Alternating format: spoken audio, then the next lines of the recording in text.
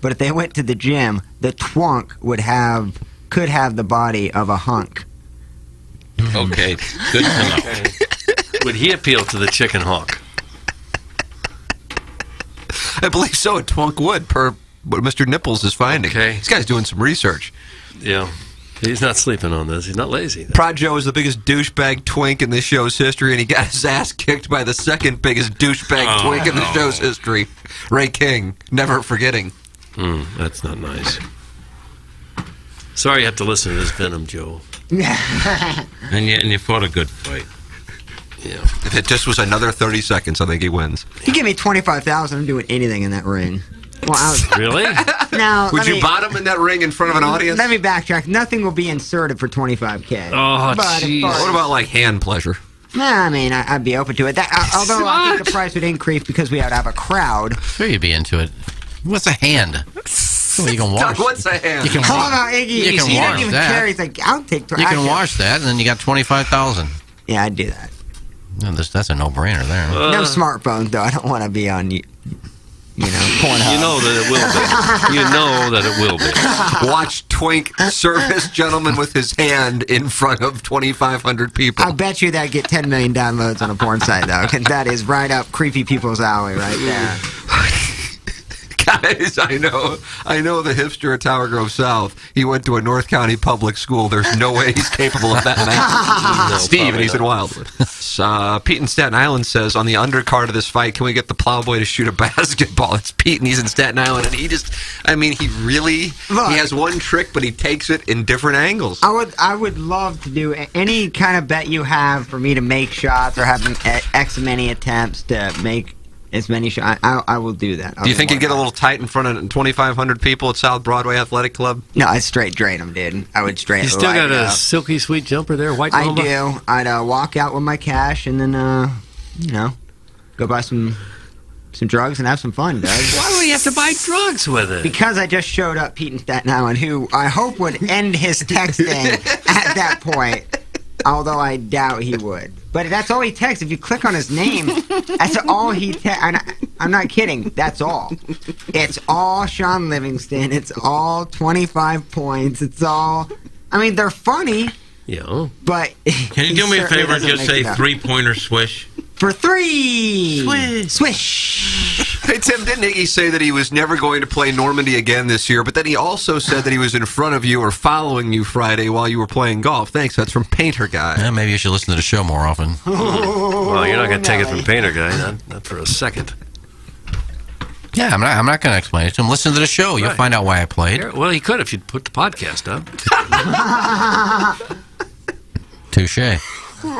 No, go listen to the show. When you get to that one day where it was talked about, then you'll know why I played. I wasn't here for that. But I don't want to dredge up any scars. No, you No, don't. it's not a story. Caller Ellen called in and said Iggy should lift his self-imposed ban. On Normandy and the fan page, or just Normandy? Normandy. So you're not on the fan page? It's not on the fan page. No. So I said, I'll tell you what, I'll lift my self-imposed ban if you come to Gobble Bowl. And she said, that's a pretty good chance I will do that. How about that? Okay. So I said, okay, then I'll go play Normandy. So caller Ellen is responsible for me lifting my ban. Have you two guys made contact since then? You starting to I don't have her drop into number. her DMs or anything? I don't have her number. No. I don't believe she's on Facebook. I don't even know her name. Ellen. That's not her name. Yeah, she's much more sophisticated. I should type Ellen into Facebook. I should be able to find her pretty easily. Well, you could, maybe. Guys, where can I buy tickets for this boxing match and Plowsy's TED Talk about the radio business to a group of college kids wanting to get into broadcasting? Thanks, that's from Recap. Kind of would like to get a couple of clips off that and play it. I said I'll more than have, because I'm going to be doing it in the podcast studios. It's right at 12:30. So I'll be here, so I'll have somebody. Someone run a tape on that. Because there's going to be some situations where you don't want to dash someone's dreams, so you're going to have to pretty much blatantly lie about the industry. Yeah. Oh, absolutely, there'll be some lying. I mean, if I want kids to get into it, you have to lie. Yeah, you would have to. Yeah. Right? It's going to be really lucrative. You'll all do Truth, very really. well. You'll live in the city that's exactly where you want to live. Like, all right, Your kid, let me hours will be wonderful. Let me tell you about the secondly- man and the woman. All kinds of security. You You're can right. plan make your own schedule. Take an occasional day off that you really maybe don't have. The athletes love you. Yeah. Here's the thing, insight. kids. The number one thing before you get into a career in AM radio is you get yourself a financial planner, because there's going to be a windfall of money, and you're going to want to know what to do with it so you don't fritter it away. Yeah, and he said, I see that the morning after is a show that you produce. Would you mind if I downloaded some episodes? Yeah, don't do that. And all I said was, okay, but just to be aware, we're not fully a sports talk radio show. You think they'll be shocked, these people? Well, I think some of the titles... Oh, my God, people will be running from the I classroom. don't even think you need to fully listen to the hour-long segment. You can just kind of read the title and the description and... It gives you an idea. The problem is with this show, it's not any one thing. I mean, it's nothing at its core. But if you're like a professor saying... So you're going to be like... And our guest today is Darren Atkins, who is a producer, board op, and part of a very popular... sports talk radio at the Red Hot 590 in St. Louis. Let's play a clip and hear some of the hot sports takes. And you could listen to this, honestly, for 30 minutes, and we get nowhere with anything. Listen to the breakdown of Twinks, Otters. Yeah. And you're offered to perform in some ring for $25,000. The first thing they play is Lisa Ann last Friday. Yes, ass-eating season is here. Yes, it is.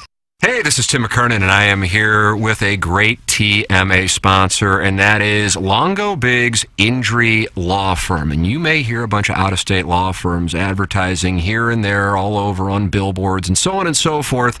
But the thing is, oftentimes their goal is to just settle and move on, and that's not what you guys do. Yeah, this is CD Longo, and you hear us talking a lot about maximizing the value of cases, but what does that actually mean? Well, as Tim said, there's lots of personal injury lawyers in St. Louis, and everyone handles cases differently. We focus on getting the highest dollar amount for your injuries, not just getting a resolution quickly. We're constantly tracking all the settlements and verdicts in the area. This helps us advise our clients on whether a settlement offer is too low. And if the amount of compensation being offered is too low, we are happy to file lawsuits and proceed to trial to ensure our clients receive an amount that is fair. Visit our website or Google us at Longo Biggs Injury Law. The choice of a lawyer is an important decision and should not be based solely upon advertisement. Live from the Michelob Ultra Studios, KPNT-FM HD2, Collinsville, St. Louis. This is TMA All Day. Rise and shine, St. Louis. It's the Ryan Kelly Morning After on KPNT-FM HD2, Collinsville, St. Louis. At the Morning After STL on YouTube and on TMASTL.com with Tim McKernan, Doug Vaughn, Iggy Strode, The Plowboy, and Action Jackson. 7 in St. Louis, you're listening to the Ryan Kelly Morning After. Welcome in, friends, to the Michelob Ultra Studios. It is the Munganess St. Louis Acura Alton Toyota 7 o'clock hour, and we really want you to get involved today, Doug, because the EDF text inbox is going to be spinning and spinning at 314-881-TMA5. Call in 636-9004-TMA and email in for our design, air, heating, and cooling email today. The morning after at InsideSTL.com. On today's presentation, I would imagine Larry Nickel will be calling in to rank countries.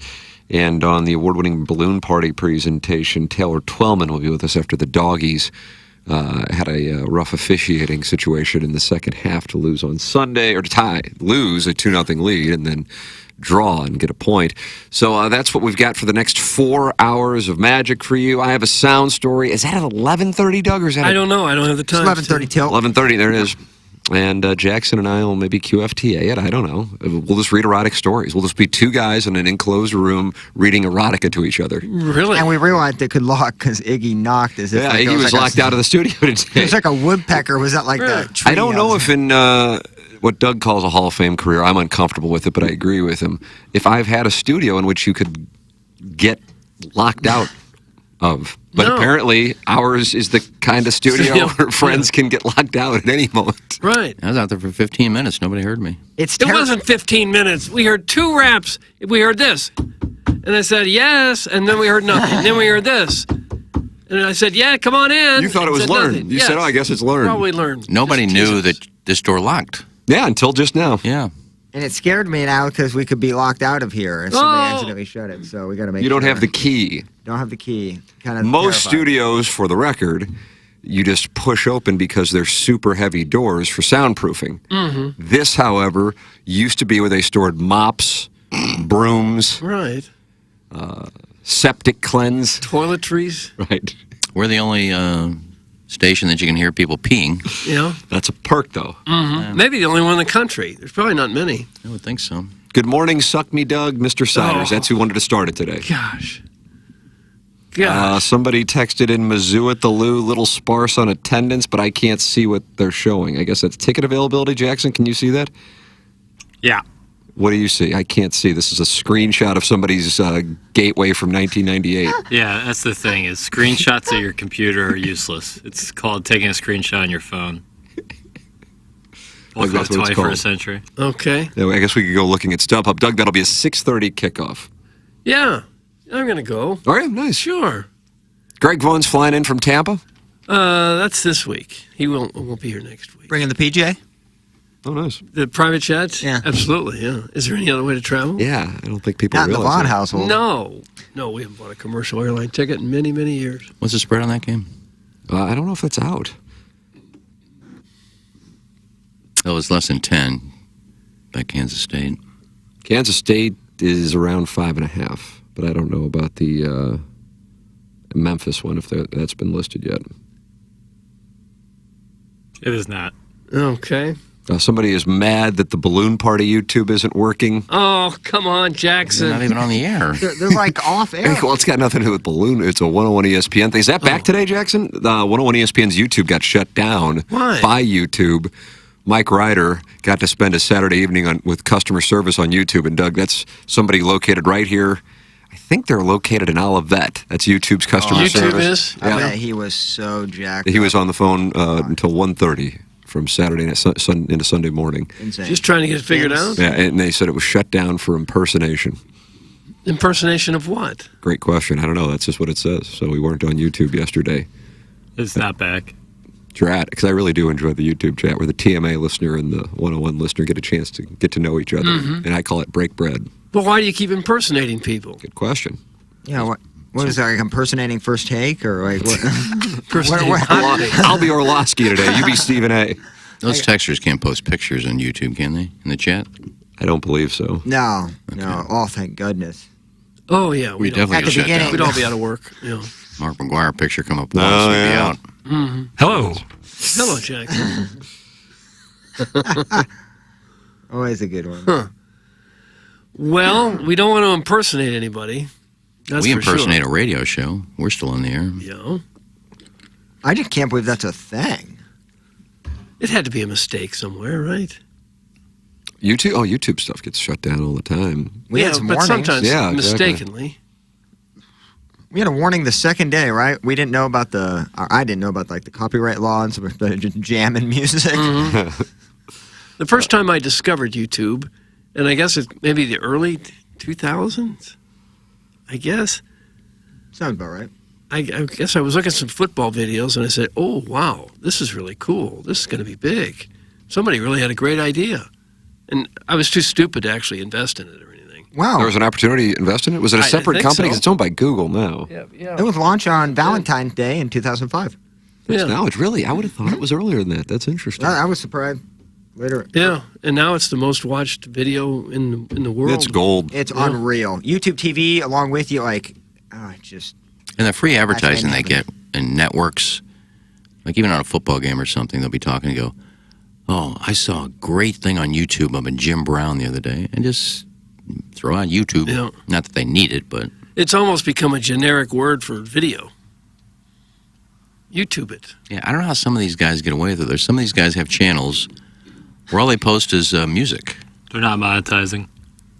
But how can you take like a video of a band live in concert and put it on YouTube if you don't own it? Because you're not monetizing it.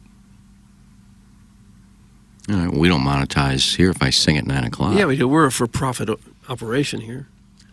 This dude was Chad Hurley with 25 when he co-founded YouTube. He makes $4 million a month. He's worth $1 billion. I would have He's thought he'd make more than 45 that. years old. It launched Yeah. in February of 2005. In October of 06, Google bought for $1.6 billion. Oh, They knew right made away. $1 billion. Yeah, I knew too as soon as, but I was too stupid to do anything about it. He makes 18 months $4 it took million a him. month, and Yeah. he's in his 40s. God, bless America. Yeah. That's How many? What would they have to have in terms of technology to make all that work to handle every video in the world? Would that be just a million servers, or what would you need to do? Have you that? been to a server room? They put them in the basement. There's just people monitoring that 24/7. Yeah, I'm told the old Globe Democrat building is now a server building, not necessarily for YouTube, or just for computers. It's just row after row of servers. Maybe that's what will happen to all these empty office buildings in St. Louis. It'll become server warehouses. Millennial Hotel, and just Yeah. each floor is a server room. Yeah, I guess. Not terrible. Where are there empty office buildings? Oh, show well, me- the biggest one in the state has been empty for almost 10 years now. And it was sold for like $3 million, and even that fell through. It's just amazing, though. You can find anything you want. Just type some. I want to. I like watching old bowling movies of the bowlers from way back in the day. Just type in Joe. That's what you YouTube, old Well, bowlers? Sometimes I do. Yeah. That's it why is Chad amazing. Hurley making a billy. But you just type in Joe Berardi, King Louis, 1982. And there it is. Yeah. Who puts all that up there? I don't know. Who would decide to put up a Joe Berardi bowling tournament from 1982? You name any song or anything at all that you want, it's there. And this guy's making $4 million a month off it. Probably not even work there anymore after he sold it. Almost 20 years old, now we're just realizing how awesome YouTube is. We're Yeah. giving it shout out. It's about time Free plug. somebody tipped their cap to YouTube. Well, Munganess will be happy with the conversation to start. They're online at stlouisacura.com and altontoyota.com, and you can text them at 314-252-0029 or call them. And Doug goes to the Muckety Mucks. Those Muckety Straight Mucks. to the Muckety Mucks. So Jamie Burkhardt, Clayton Patterson, and Peter Munganess. Even if you didn't get your car from Munganess, get your car serviced at Munganess. They have a world-class service department. And you can go shopping online at stlouisacura.com and altontoyota.com for both new and an incredible selection of pre-owned vehicles. It's Munganess, St. Louis Acura, and Alton Toyota, sponsor of the 7 o'clock hour, official automotive provider of TMA, presenting sponsor Balloon Party, and official automotive sponsor of the Tim McKernan Show podcast. Doug, the people want to know, what shirt do we have today? Take a look at my body. Touch my body. Look at the shirt. It says TMA with the arch over it. Jackson, is this your design? Here, let me turn it to YouTube here. Is this your design, or is this taken from something that you wear? What's the deal with this one? Doug, is Jackson! Yo, Oh, you were asked a question. I couldn't be sorrier. I really needed water, and I had to run real quick. And Oh, for heaven's sakes. I'm starting to get a headache. I needed water. Oh, what's wrong? I just needed some water. I was dehydrated. I like the I heard black a lot and of yellow. Black and yellow, but you can wear that to the Gers game. Yeah. We're going to try to get an attendance count on that, but the guy just keeps sending in screenshots of his gateway. Jackson, your shirt was the inspiration for this, is what I'm told by my sources. Yeah, I have a shirt. I guess it Is it a TMA shirt? No, it's a different company's shirt, but it's kind of a design based off a different company's shirt, but it says St. Louis. Got it. Oh, okay. It's pretty cool, but it's great. It looks very cool. Like, the inspiration is really good from it. No, God bless. So this is available at tmastlshop.com, along with the new wares. Plowek's been wearing the new hoodie, and we had the Some People Like Things, Some People Don't Like Other Things t-shirt and hoodie available, and now this as well. New wares every day this week. 10% off tmastlshop.com, and you can get this in a t-shirt or in a hoodie, and everything is 10% off at checkout. You don't need a promo code. Text into the program 314-881-TMA5. Call in 636-9004 TMA, and email in for our design, air, heating, and cooling email today, the morning after at InsideSTL.com. Hey, Pale, happy belated to the world's greatest principal. Love that man. Tell him Olive and Oak Cowboy Ribeye on me coming his way. It's from the recovering alcoholic. How nice. How wow. nice. That wasn't about gaping anybody. It wasn't Sweet Sweet Kai in a No. coal mine. Could it have been his wife that texted That's that? interesting. Was it Jackson's birthday? It was my father's 70th birthday yesterday. Oh, happy birthday, Mr. Burkhead. Yeah, absolutely. He's out there. He's got a wonderful head of hair, too. He does. Yeah. I think he's heading to Scotland today. He'll probably text me here in a second. But yeah, he's across the pond at the moment with my mom. And they're listening to the show. Yeah, he was listening to Gabe yesterday. Colonel! Fired up. There's a lot of people on Twitter that took what Gabe said in the recruiting element and actually tweeted it out. So I think we have some rogue heavy Mizzou listeners. Oh, I didn't Just all see that that. being What a was going on? Just breaking was down this the like a- recruiting class and just some random Mizzou fan, and broke down actually in the tweet kind of what Gabe was talking about with the recruiting class rankings, how many people left in that recruiting class, how many people start or playing. Yeah. Very interesting. Obviously, the dynamic of college football now, everybody leaves, so I'm sure that's common with a lot of teams. Well, it's good that Gabe could talk about recruiting because he usually gets hung up on uniforms. I thought Gabe killed it yesterday, though. A lot of insight. Love that Colonel. Big fan. Stephen Wildwood says it's my birthday today. Happy birthday, Really? Steve. Happy birthday, Steve, from all of us, every one of us. Wish you a very happy birthday. Happy birthday to you. It's his birthday Happy month. birthday. What is Steve now, Doug? 53? That seems fun. Ballpark. 59 is what I'm going to guess. Is it 59? Really that old? I'm guessing. Well, he is a grandfather several times, so maybe he's a little older than we think he is. Is I it a don't know. copy of the Sleepless in Seattle t-shirt? It's from Jenny Telly. I didn't know what that was in reference to, but it's in reference to Jackson's Sleepless in Seattle t-shirt that he wore to the Chandelier Bar at the Cosmopolitan with KG in O-Town 2 weeks ago for their trip to Circa. No, this is not a copy of the Sleepless in Seattle t-shirt I am wearing. Sleepless in St. Louis. Sick. Well, you've been known to impersonate things on the other radio shows, so people thought this was also a copy of someone else's shirt. Is your dad going to play any golf in Scotland? No, I think they're going to walk St. Andrews. I like that. St. Andrews. Now, why did you say it in that, 'Cause that's the way you say tone it. of voice? I think they're going to walk it, but getting on the course there is difficult. You have to do it like a year out. You don't know when you're going to be there, what the weather's going to be like. What's it cost? I don't know if it's a cost thing. I think it's like a logistics thing. Like you have to like try to book it super far in advance. And then if you want to play a different course out there, I'm sure it's very expensive. If he's in Scotland, he can go off to Carnoustie. Yep. No, it's on to Just a Carnoustie. quick Carnoustie round? Yeah, I'd like to play in Carnoustie. That would be fun. Yeah, it's a dream trip of mine. Scotland? Scotland and Ireland. Yeah, they went to Ireland a couple years ago and loved it, so they wanted to go back and check out other parts of Europe. Yeah, I'd like to do that also. Doug, at Jim Dandy last night on Monday Night Football, New York Jets fans had been anticipating this one for, would you say about 7 months? Probably. And Aaron Rodgers carries out Old Glory on the 22nd anniversary of September 11th. MetLife Stadium buzzing 24 hours after the New York Giants were shut out 40-0 by the Dallas Cowboys. Many Jets fans probably very happy about that, as Giants and Jets fans tend to have the same kind of Venn diagram as 101 ESPN listeners in TMA. And the next thing you know, 4 snaps in, sweet mother of mercy. Here's Peyton Manning and Eli Manning on the Manning cast. Oh, hit the lever, Plowsy. Is in the tent. He's hurt. He's hurt. Could not have been. Holy cow. I cannot believe this. I thought it was just an ankle. I thought we'd go tape it up and get him back in there. Come on. Man, three plays? 4 plays? 4 plays, Doug. It didn't really look that bad in real time. But right when he sat back down, that's a problem. Yeah. Especially for him. He doesn't do the, I'm taking time, I'm going to sit on the field type of style. He's more of the exact opposite. Second down, he wants the run and gun. That's a terrible injury, too. Achilles. You've had it.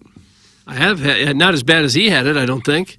When I had it, I just kept going. Of course, I'm cut tougher than a nickel steak, so I kept going. I didn't have a complete tear. I had a partial tear. So I could keep walking and everything without too much pain. But if you cut it completely, you're just done.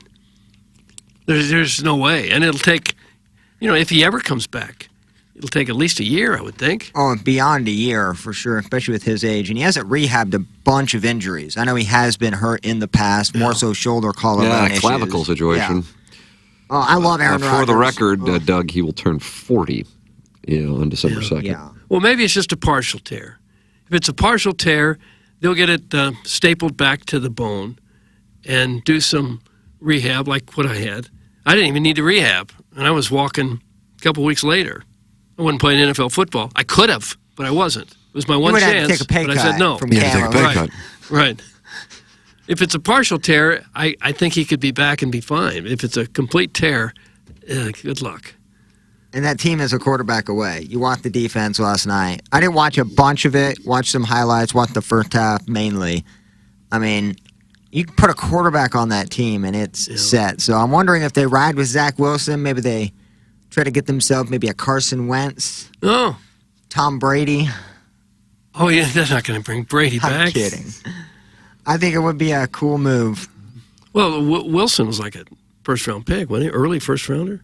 Yeah, but the touchdown pass he threw was mainly going to be an incompletion, and Garrett Wilson turned Garrett Wilson's catch was unreal. absurd. Joe Buck and Troy Aikman had a big night. Here is the call of what became the game-winning punt return touchdown in overtime from ESPN. Hit the lever. Like Stephon Diggs. Sam Martin corrals the snap. It's a short punt. Gibson on the return. Near side. I don't see any flags. Gibson inside the 30. Hits the Jets. And he's going to go. Jets win it. Touchdown. Rookie Xavier Gibson. Game over. Great call. Yeah. Sick call. Well, Outstanding. I was asleep by that point. I was as well. I watched it this morning. Scott Van Pelt. That's what I do. 5 a.m. Scott Van Pelt. Here's what the experts are saying. If you go to CBS Sportsline, which is just trash. So there's our source, but we are going to condemn our source. They're breaking down the injury. According to Sportsline's projections, if Rodgers were to miss the remainder of the season, the Jets' chance of success would take a hit. That's their breakdown. Nice. I love Aaron Rodgers, and I hated to see that. But, like, as a Jets fan, and I remember I don't really like to watch the Barstool stuff, but there was a guy on Barstool 2 hours before the game goes, first thing I thought of when I woke up this morning was Vinny Testaverde. Apparently, Vinny Testaverde tore his ACL or his Achilles in the first quarter of his Jets game in the first game, and, like, that's exactly what happened. Right. It's really crazy how terrible luck they do have. Seems like it's the kind of thing that happens when you get a little older. You don't see a lot of really young players with the Achilles. It didn't look like that bad of a hit. I mean, he didn't twist it, didn't fall on it, just... Remember when Adam Wainwright left home plate when he was batting? Oh, yeah, that's Same right. thing. It didn't look horrible, but, boy, when you do it... You see it David goes. Bakhtiari's tweet about it. He was ranting and raving about the turf. Yep. The wet turf can be nasty. And there's a really good sports medicine account that looks at plays that they can see, and they said look at the shake. There's a shake in his calf when his ankle lands, and that's a big telltale sign of an Achilles snap. Yeah, my doctor told me a lot of people hurt their Achilles pushing cars. You try to push a car up a driveway or whatever. Thank God you're in that position where your Achilles is really under a lot of pressure, and he says they see that frequently. I don't know. I think the turf thing, I don't know. I don't play enough sports to understand turf. But you could play if you wanted. Mm-hmm. Obviously, with this physique. Would you be a signal caller? Yeah, 5'9", 120 pound. I was thinking the other day, there is one position in professional sports where almost all of us could actually handle it and do it. Punt. No, we couldn't punt the ball 50 yards. But there is one position we could probably handle, and that's holder for a field goal. Oh, nice. Why don't we do that? I think we could probably kneel down, catch the ball, and get it down with practice. We probably could. No, you got to be able to turn the laces all in a split second. I think we could do that. I don't think so. Now, if the snap goes bad, they would find pieces of my body clear out in the parking lot. I think the center... But if the snap was good... Certainly when I was 22 years old, I could have caught it and got it down. The center would be the worst position, I think, for you're getting bulldozed by a nose tackle every They don't let you do that anymore. Play. I know you can't play. You got to play off the ball. You can't play it directly in front, but still, no way. With your head down, they don't let you hit because it's too dangerous on the neck. Well, don't you think you could catch a snap and get the snap down? Absolutely, would be a stud at that. I think if you're talking about what's the most likely position that any of us Joe Schmoes can play in professional sports, I would agree. Holder would be the closest we can get to. Yeah. How about long snapper? No, that's an art. You got to block. You got to go down, try to make a tackle. Yeah, anything with tackling. Block. Well, you're supposed to block. You don't have to. You also have to make a good snap. All right. Well, you think it's harder to snap a ball than to catch a ball that's flying at you that's about 3 inches off the ground? I'd say catch it, spin the laces, put it down, and hold it? I got I've done 9 that guys before. in front of me blocking. I feel much more comfortable catching it than I would with those. Oh, yeah. It's not the I hardest had thing an in the world. opportunity to go into the NFL and didn't. That was the only chance I had to go in and didn't go. And when I take a pay cut to go, which was hard to do at that time. Mm-hmm. How much of a disaster would a Francesa have been on the sidelines as a head coach? Now, was he saying a coach or a front office guy? I thought a head It coach. couldn't have been a head coach. It's Mike Francesa, the time he almost left radio, become a football coach. Coach?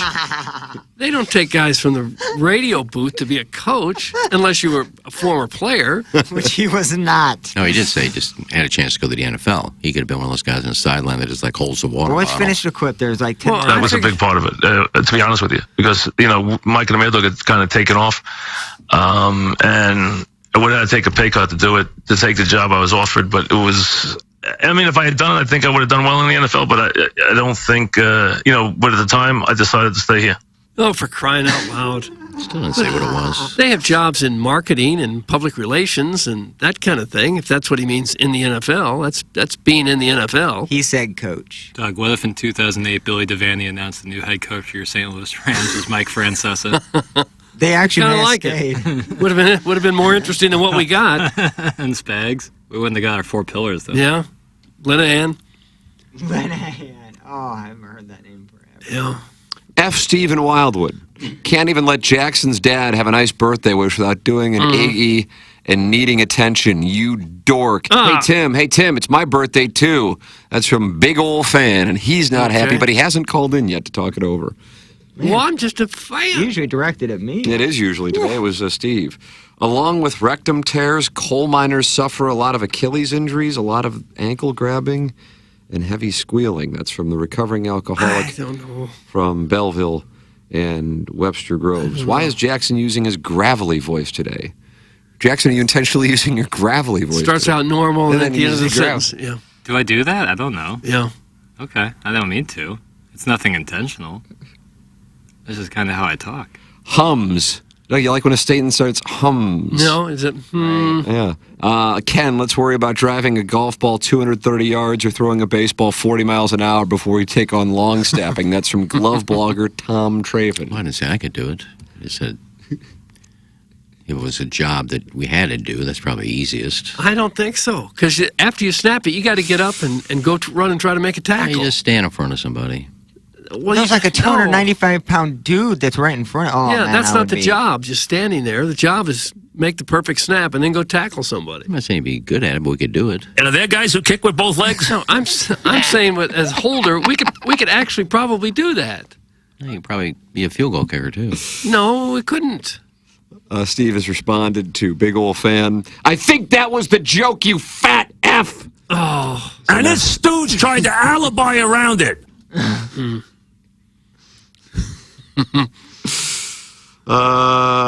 Big Ol' Fan is a big ol' fat. Go make breakfast for 309-pound old ladies. That's from former President Ulysses S. Grant. 309. Yeah, That's it's a getting kind of specific. Specific there. 308, no, but 309. I know a lot about Pennsylvania, and it's great.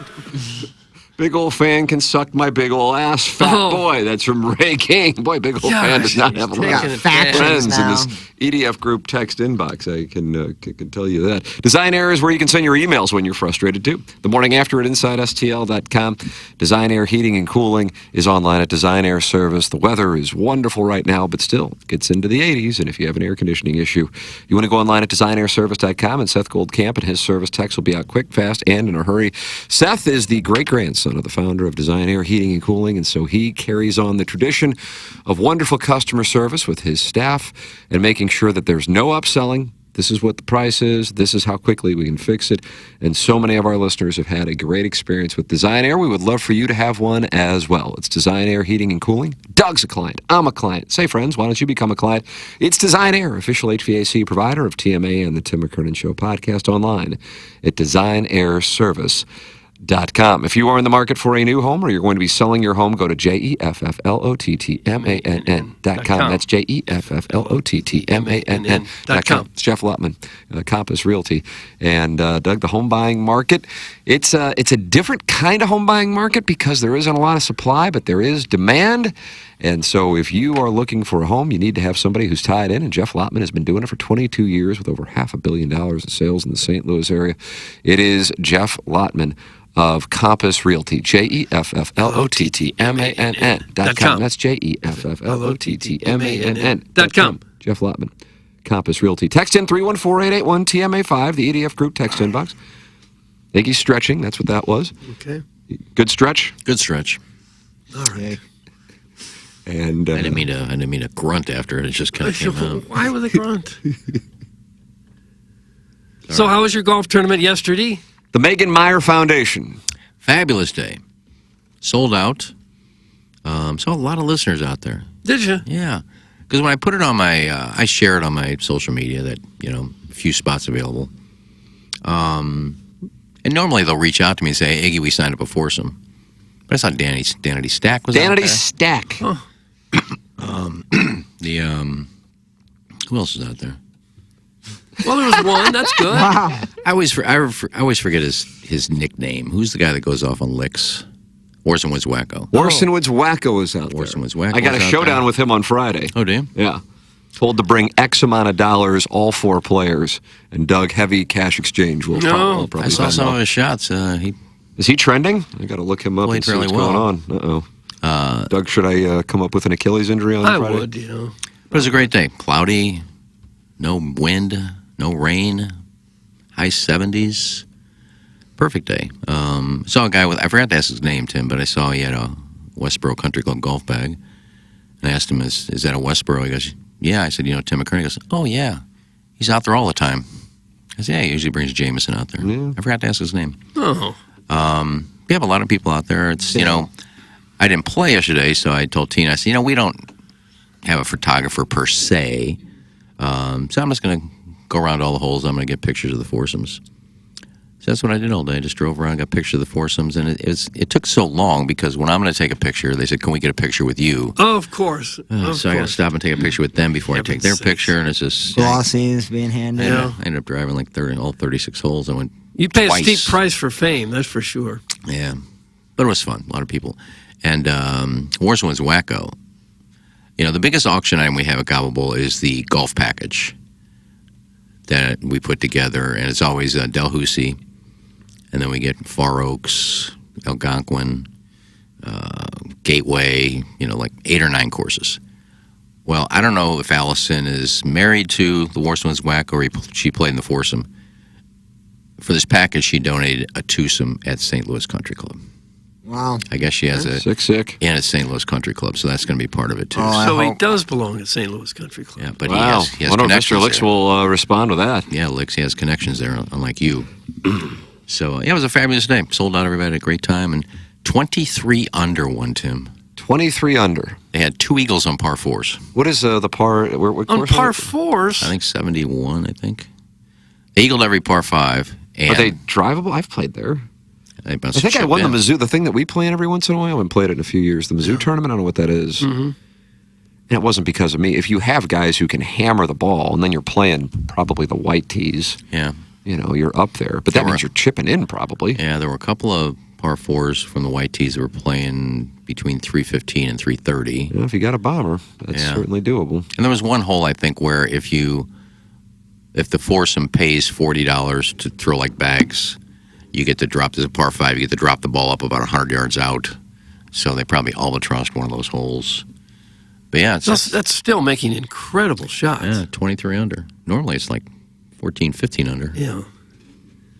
The course is in great shape, so thanks to everybody who came out. 23 under, so you're shooting a 49? Yeah. I don't know that I buy it. Do you know the guys who won it? I don't know that I buy it. I don't. 49, dude. I don't know. So that really was the score? Yeah. 23 under.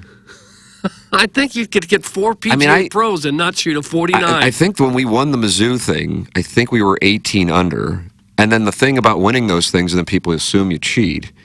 And I'm like, yeah. I mean, I couldn't care any less Thanks for about the winning gift this cards. thing. But I had a couple guys. Like, I'd be the guy who would hit it out there, whatever distance, 260, 270. And then once we're out there, then these guys would just go, we don't care. Then they'd go Bryson. And if one of the two of them would bomb it and have a usable shot, then, and that's the system. I can't. We were 18 under. This is 5 shots better. That's pretty aggressive. Yeah, I didn't see a lot of shots because I would usually get them before they tee off, or I'd get them in the fairway. But there's one guy I commented on his purple driver, or his purple shaft. You commented on a gentleman's purple shaft? Nice. On his driver. And I forget what hole it is, but most people lay up short of this creek because it's like a 280 carry over the creek. And this guy hit it 40 yards over the creek. Bill's Creek. It was like 30 yards from the green. Because of the purple shaft? I mean, he was a bomber. So that could have been the group because everybody in that group hit it pretty well. But,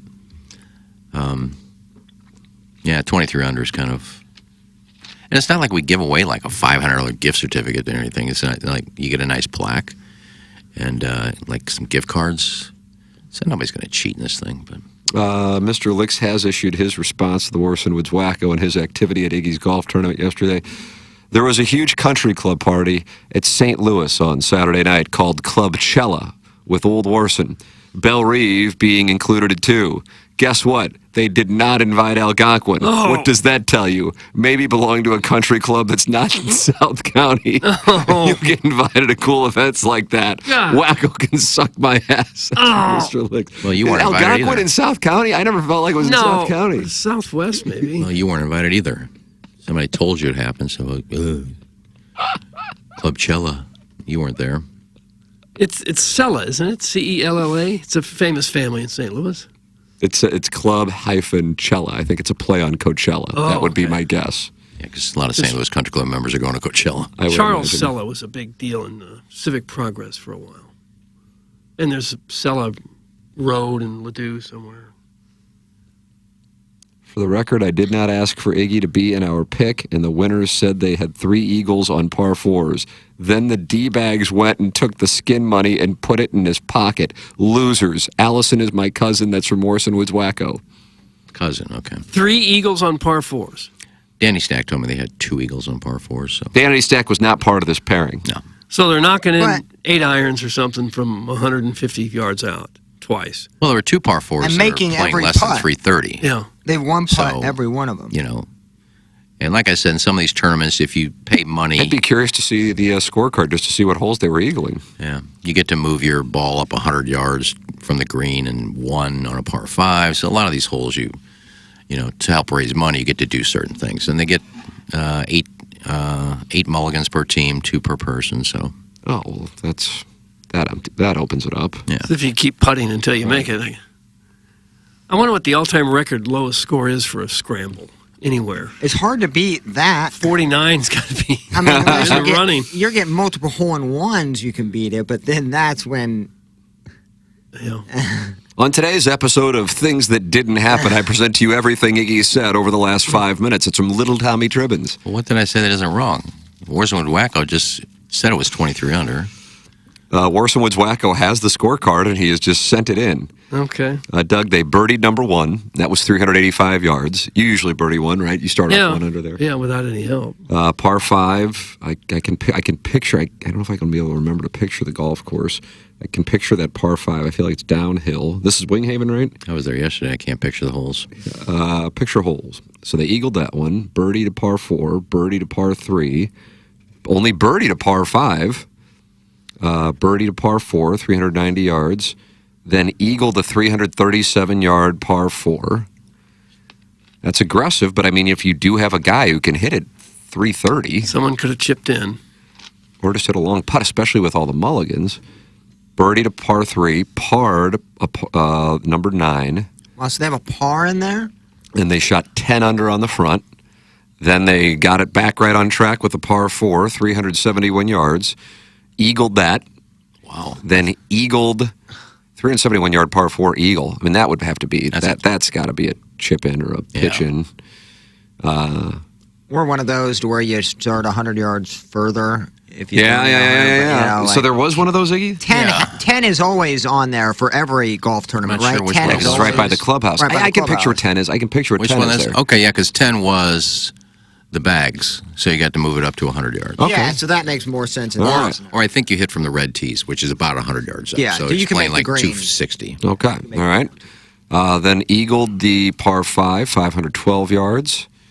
177-yard par 3. Can picture that one. Can picture the par 4, 386. That was a birdie. Another eagle, 365 yards, par 4. Birdie on a par 3. Eagle on a 507-yard par 5. And then birdie on 2 par 4s. So there were 3 eagles on par 4s. I can confirm that. And they shot a total of, Doug, 49. I can't believe there's a par in that. The 49. second best score was 17 under, which usually would win. Yeah, normally our term is 14, 15 under wins.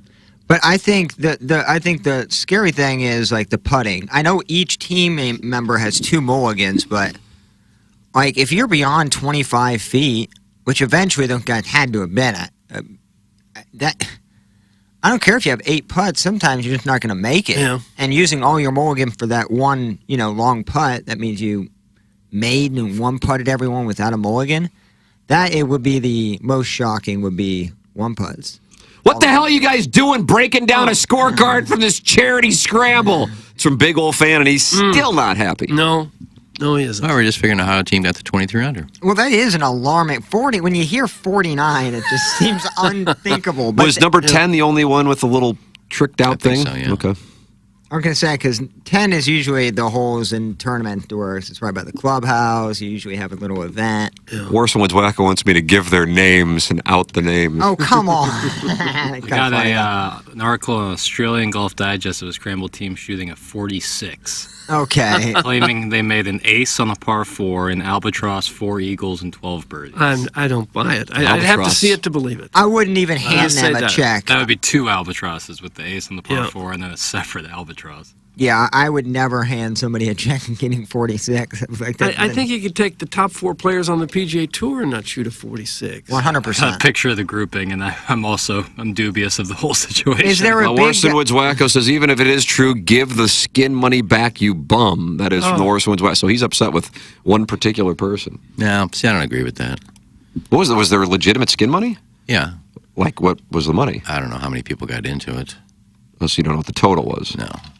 But even usually charity events don't have big prize pools because you can't police nonsense. You know what I mean?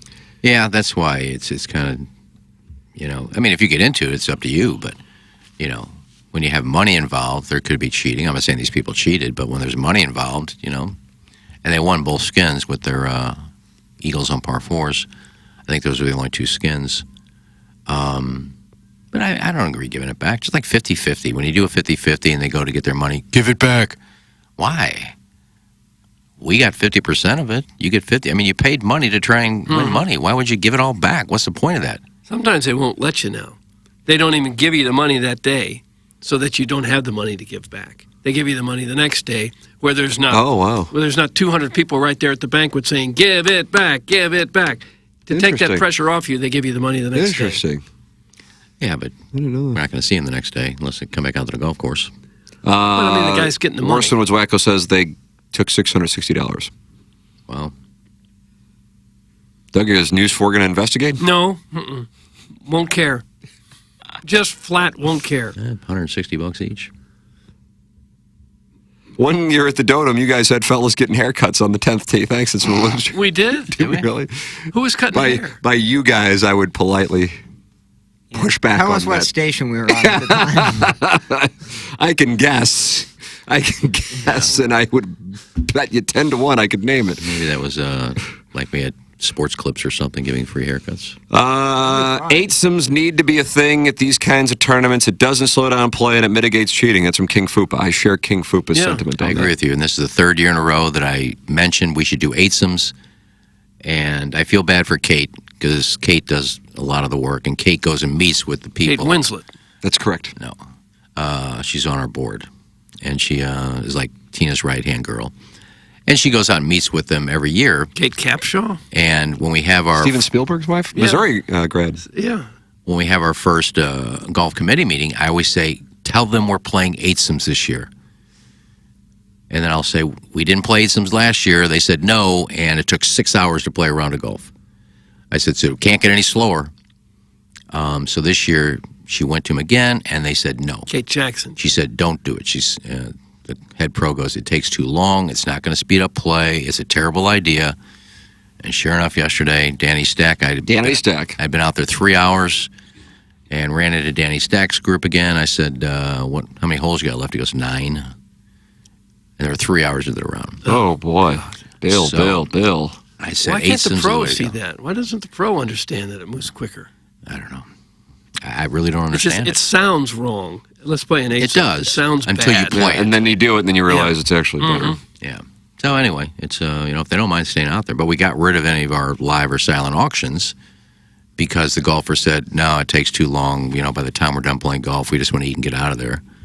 So we don't have silent auction items anymore because we've been playing golf for 6 hours. If nothing else, it just stops the cheating. You keep score of the other team. Yeah, but I think we're under the impression nobody's going to cheat. So Yeah, well, a lot of people are under the impression that there are no cheaters out there. People cheat at everything. Yeah, but everything. we don't want to state that we're going to play eightsomes so none of you people cheat. No, but that's... It does. I mean, you can... It's one of the benefits of it. And you do an eightsome, you have everybody keep each other's scorecard. Yeah, it's very simple. Maybe next year. I don't know. They don't like doing it. Show the picture you took of the group. That one, that will confirm whether some fat-ass walrus has won or not. That's from the 573. Well, golf comes in a lot of shapes and sizes. It's really hard to judge. Well, Again, I would judge, but all the groups are on my Facebook page, but I don't know who won. I think that guy thinks one is spelled O-N-E because he sent both of those in as O-N-E. Yeah, but I don't know what group won, so I couldn't tell you. I couldn't pick out a picture and say, oh, that's the group. I don't know. Once is a mistake, twice might be a pattern. That's really But all 30 groups are on my Facebook page. There's one group, I couldn't find them. They teed off, got to the back 9, and they left. Couldn't find them. They gave up. Yeah. Do you have to sign a So lot? I'm missing a picture. I didn't get their picture. Do you have to sign frequently? I didn't do any signing yesterday. Just a few pictures. You didn't have time, probably. I didn't bring any glossies out anyway. It's not about me. What? I know, it sounds weird, but... You have glossies? Yeah.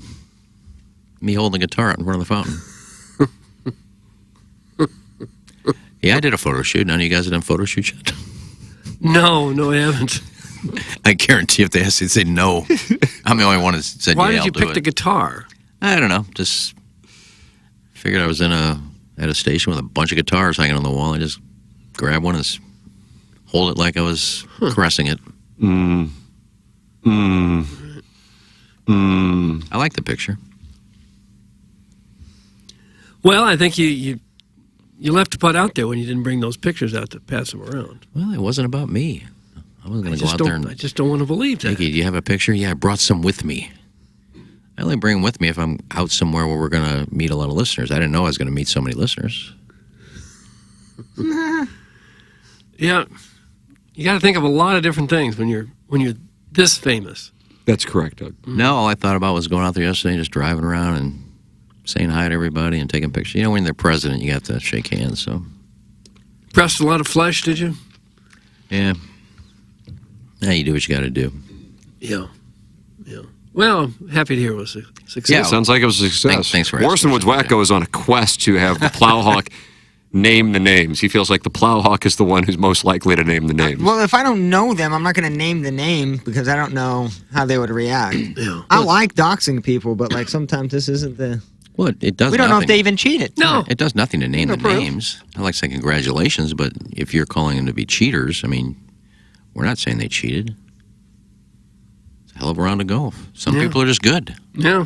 Some people just go out there and shoot a 49. Horse was great. I don't know. The one in Australia with the albatrosses, I'm calling BS on that. And right when they come into the clubhouse and turn in that scorecard. It's just that it's so good, you have to see it to believe it. Yeah. Not to be Not saying mean. it can't happen. I'm saying I'd have to see it myself to believe it. And Winghaven was in great shape. It looked good for Yeah. the picture. Greens were perfect. Fairways were immaculate. Now, do you see a lot of swinging out there? Because we have heard about Swing Haven. No, I don't think there's any swing on the golf course. There's probably some clubs out there. Probably overlooking the course. Probably. I wish I'd have brought my fishing rod. I forgot how many nice lakes are out there in between the holes. Bill. Well, that would have been weird had you gone fishing while everyone else was golfing. Well, I had time in between holes. I could have just stopped and made a few casts. Well, you can go fishing on October 6th at Family Golf, presented by Michelob Ultra, Doug. It's the TMA Hit and Giggle, benefiting the Megan Meyer Foundation. Friday, October 6th at Family Golf and Learning Center. Your $55 ticket will include 9 holes, beer from Michelob Ultra, and lunch or dinner, depending on your tee time. Tee times are at 10 a.m. and at 3 p.m., and you can play both if you'd like, and then you're just eating and drinking all day long and gambling. And we'll do that on the short game area. Plus, Iggy will have his opportunity to hit a 230-yard drive. He'll have 6 shots. At about 2:30, Doug, I think that's when that'll take place. It's Family Golf. You can book a threesome or you can book individually. Go online at tmastl.com for the Michelob Ultra TMA Hit and Giggle, also presented to you by Family Golf and Munganast, St. Louis Acura, and Alton Toyota. It's the TMA Hit and Giggle coming up on Friday, October 6th. At Family Golf. And the next day, the undefeated Missouri Tigers will take on the LSU Tigers in Columbia. And that's a 2:30 game. I don't know the times yet. And that should be fun. Memphis and Missouri is a 6:30 game, Doug. That is a 6:30 game. How good is Memphis this year? Do we even, I guess I'll... Go check it out. See they beat who in the Bethune-Cookman. Oh, yeah. That was Ed Reed's team. 56-14, and then beat Arkansas State 37-3. So they've had a Butch Jones. Butch Jones crying on the sideline after being beat 72-0 by Oklahoma. That was hard to watch. But Memphis plays the Navy midshipmen before, so maybe they can kind of beat them up a little bit before they come to the Dome. And they've never seen anything like the Dome. I mean, they're in for a treat. Right. Intimidating home field for the Tigers. They got K-State this week? Yeah. And K-State's 5.5? Yep. Oh, my God. Oh, are you going heavy on the Wildcats? I think I would, too, Hell at that yeah. number. Oh, I feel pretty good now about Missouri. I think the number's weird. I win every once in a while. I think the number's weird. I think it's weird, too, but I think they're giving a lot of stock in Missouri's defense, and I'm not quite yet sold. I don't think it's as good as advertised. I think they were really soft against Middle Tennessee. You are talking with a gravelly effect, or a little softer today, I've noticed. Really? Well, it's I don't know. It's tough to pitch yourself when you're in a room by yourself and talking to another room. Like, it's kind of a weird But you've been dynamic. doing it for almost 2 years now. I know. Well, it takes me about 2 years to get used to things. Is that right? Yeah, in that ballpark, I'm just now getting used to my car. I've had it for about 2.5 years. Oh. Finding new buttons. Yeah. You have to remind yourself you're on the radio sometimes, because sometimes I just kind of mumble. No. Yeah, I'm just kind of not paying attention, like I'm talking to somebody across the hall. Well, I mean, just last week, if I would pronunciate, remember. Yeah. Tim, thanks for asking. It was a great tournament yesterday. It was a great tournament. Thanks. Yeah, we need to put on our best I just broadcasting kind of mumble. voices. I think we should start talking like old-time broadcasters. Oh, I like that. Mine Put our right hands there. on our ear. when you call me Big Pop. What about that? Ray Scott? Ray Scott, the voice of the Packers. That was a great voice. Mm-hmm. Yeah. Well, You guys think Michigan State's going to try and hire Drink? Thanks. That's from Larry Thornton. Doug Mel Tucker. He's got himself a situation in East Lansing. Yeah, he does. What, he claims consensual relationship with a co-ed, was that right? A co-ed. A girl is a student there, is that right? That is not correct. Who did he have it with? Well, that's the big element of the story. Let me read this to the dais. Is anybody else? Jackson, I'm sure you're familiar with it. I am. You are familiar with it? Iggy, you familiar with the story? I'm not. Okay. And in van. 2 and 1. 2 years ago, one of the nation's star college football coaches and a prominent rape survivor teamed up to fight the culture of sexual violence in sports. Their partnership should have been a force for good. Instead, it has devolved into scandal, with the activist accusing the coach of the same misconduct that both of them preached against. The accused is Mel Tucker, head coach at Michigan State and one of the highest paid coaches in all of sports. Accusing him is Brenda Tracy, a rape survivor who has made educating athletes about sexual violence her life's work. Over 8 months, they developed a professional relationship and centered on her advocacy work. Tucker invited Tracy to campus 3 times, twice to speak to his players and staff, and wants to be recognized as an honorary captain at the team's spring football game. But their relationship was upended and during a phone call on October 28th. Tracy says in a complaint she filed with the Title IX office at Michigan State. And Doug, at that point, this is what she said. What'd she say? Tracy sat frozen for several minutes while Tucker made sexual comments about her and masturbated. No. Come on, Coach. His violation, she said, reopened 25-year-old wounds from her rape by 4 men, 2 Oregon State University football players, a junior college player, and a high school recruit. Quote, the idea that someone could know me and say they understand my trauma but then re-inflict that trauma on me is so disgusting to me. It's hard for me to even wrap my mind around it, she told USA Today. It's like he sought me out just to betray me. In his statements to the Title IX investigator, Tucker acknowledged masturbating on the call, but said Tracy grossly mischaracterized the episode. According to him, they had consensual phone sex. Ms. Tracy's distortion of our mutually consensual and intimate relationship into allegations of sexual exploitation has really affected me, he wrote in a March 22nd later, a letter to the investigator. I'm not proud of my judgment, and I am having difficulty forgiving myself for getting into this situation, but I did not engage in misconduct by any definition, end quote. Michigan State has hired an outside Title IX attorney to investigate the complaint. She finished her investigation in July. A formal hearing to determine whether Tucker violated the school's policy banning sexual harassment and exploitation is scheduled for October 5th and 6th during the Spartans' bye week. The stakes are high for everyone. Tracy says Tucker is following through on a threat to ruin her career and reputation by painting her as a woman who mixes professional and personal relationships and files false reports. She fears he will undo her and her legacy. Tucker, who signed one of the most lucrative contracts in college sports history 2 years ago, could lose out on the roughly $80 million. $80 million. Gosh. He is owed if Michigan State fires him for cause, which would be a stunning fall from the elite ranks of college coaches. Reached by USA Today this weekend, Tucker hung up after a reporter mentioned the case. Hours after USA Today published its investigation, the university suspended Tucker without pay pending a resolution of the Title IX case. So there is the background on the Mel Tucker Michigan State story for those of you who are not aware of it. Was it a Zoom call? Or just a phone call? I think just a phone call. Probably just a FaceTime call. Okay. I don't. We don't know on that. Okay. From what I read, and if one of you do know, I don't know. Yeah, I just said phone sex. I was wondering how she would know he was doing that if it was just a phone call, unless he said, "I'm doing it." It would be hard pressed for me to think that a rape victim and a rape advocate, for as many years as she's been doing this at universities, would go along with phone sex with a coach that you're like an advocate of their university. It's just disgusting. And Michigan State, too, of all places. Yeah. Like that. I mean, you got to have zero tolerance of that.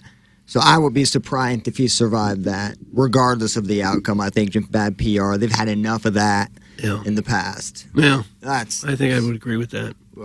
Yeah. And he had apparently been so nice to her and supportive to her, so you wouldn't think that she would have any reason to have an axe to grind against him. Yeah, it just seems so. Why would she come out and be so open about this without literal proof? Because she'd gone through this kind of gambit in the past. I don't know if they had Title IX when she, I don't know her full story. I realize that the 3 players, but I didn't know if they even had Title IX back then. So it's he said, she said. I'm sure she didn't want to play that game again without. But here we are again. Here we are. Yeah. I just can't believe it. Yeah, hard to believe a coach would allow himself to get caught up in something like that. Hard to believe when you got the world by the tail. $95 million contract. At a university that like you need to be able to paint yourself and that's already got the worst reputation probably of any college in America for that sort of thing. Can't be topped in terms of that. Yeah. No. So there's that USA Today story I read was from Sunday. Yesterday, he claimed that he denied the claims and then said in a statement Monday the upcoming hearing is, quote, a sham. Tucker, in a statement issued Monday through his attorney, said he developed an intimate adult relationship with Tracy and that her claims that he harassed her are completely false. He said an upcoming hearing to assess whether he violated university policy is ridiculously flawed and not designed to arrive at the truth. The AD suspended Tucker without pay Sunday night after details of the claims were made public in a story by USA Today, which is the story that I just read. While I am saddened by Ms. Tracy's disclosure of the sensitive nature of this call, let me be perfectly clear. It was an entirely mutual, private event between two adults living at the opposite ends of the country, Tucker's statement reads. She initiated the discussion that night, sent me a provocative picture of the two of us together, suggested what she may look like without clothes, and never once during the 36 minutes did she object in any manner, much less hang up the phone. Well, then if that's the case, Doug, there would be photographic/text evidence that that was going on, and then I would imagine that that would then lead one to say, well, then it was a consensual relationship. Am I off on that? I don't know. The photograph, if it was FaceTime. If she sent what he is saying. If she sent him something. That's correct. She initiated the discussion that night, sent me a provocative picture of the two of us together, suggested what she may look like without clothes, and never once during the 36-minute call did she object in any manner, much less hang up the phone. So, that, I mean, to me, then that would be the proverbial smoking gun. I'd be curious what attorneys who are listening to the program think. It's not like I have any clue. Yeah. But that you actually, it's one thing if you have a he said, she said, but if you have her sending him a picture, am I right? I mean, do you guys see where I'm coming from? You can get that evident. Like, you can so then read that's, a picture and still get it.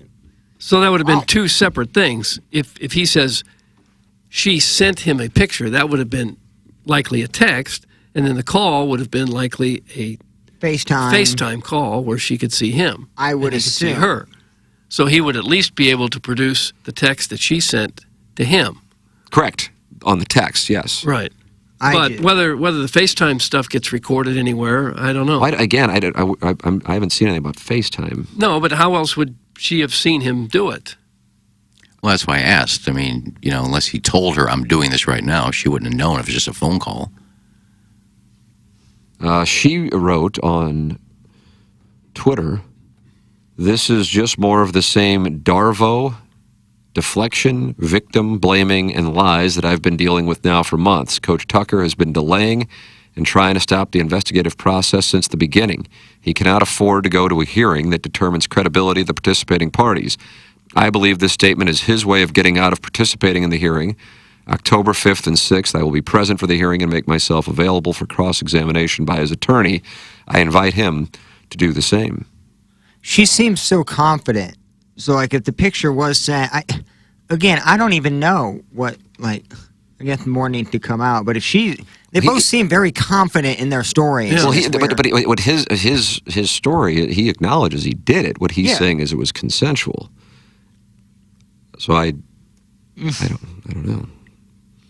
I mean, certainly not necessarily the best idea, but consensual is a different set of circumstances.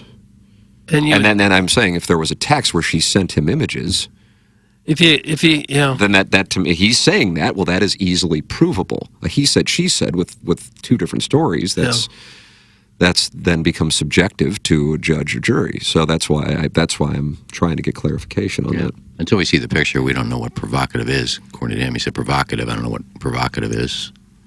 It could be a picture with her arm around him.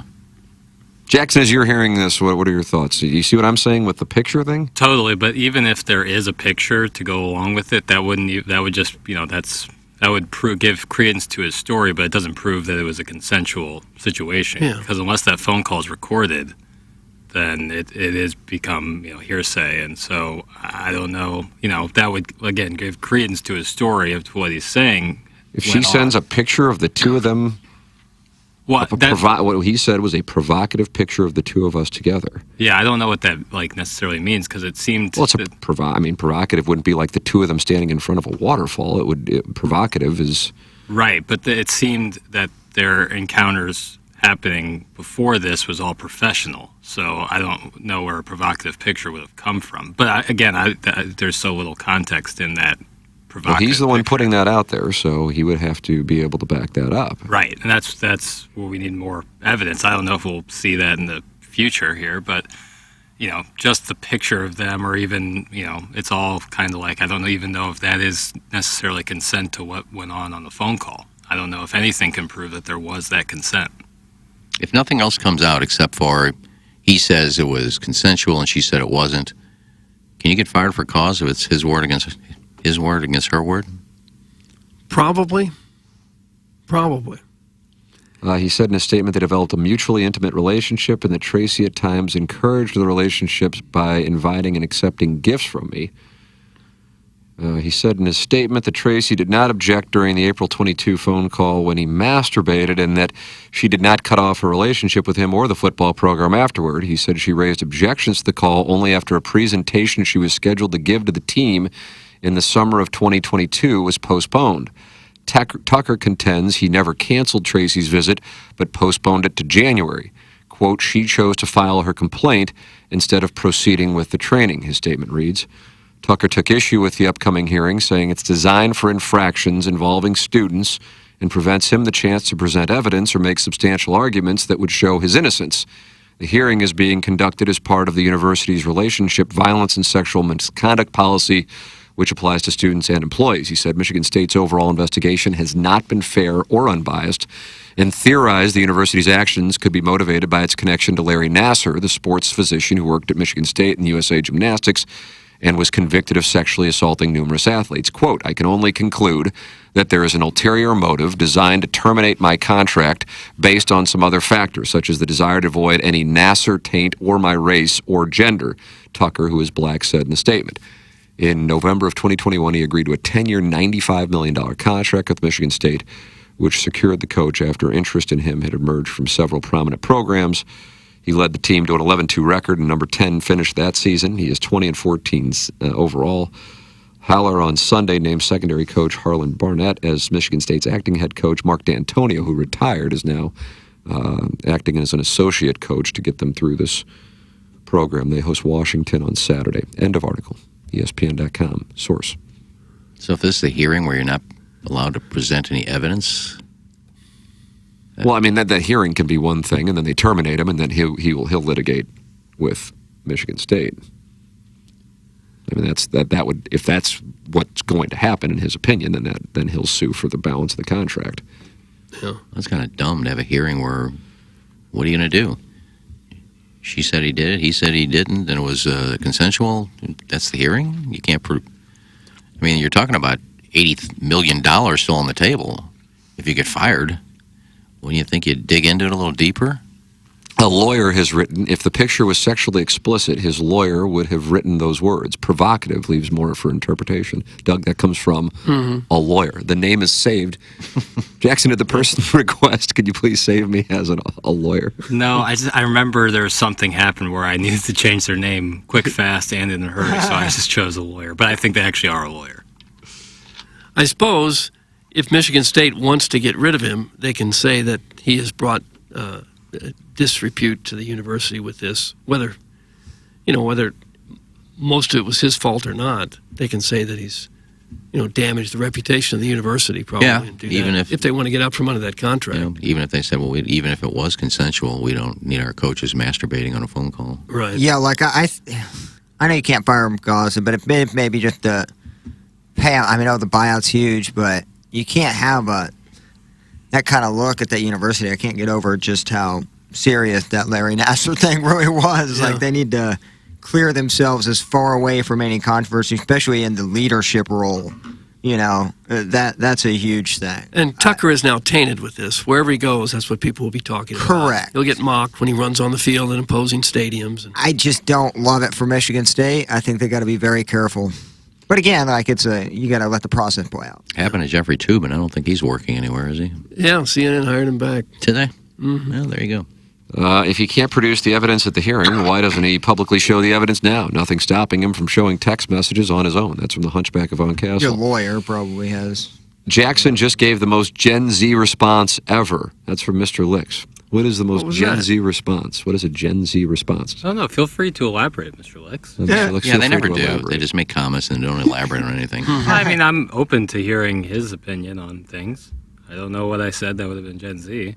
The timeline kind of confuses me, and I guess what they're arguing, like, I just don't know if what down can be proven one way or another. It's all, like, I'm very open to, like, what could have happened. I'm not saying one way or another, I believe one way or another.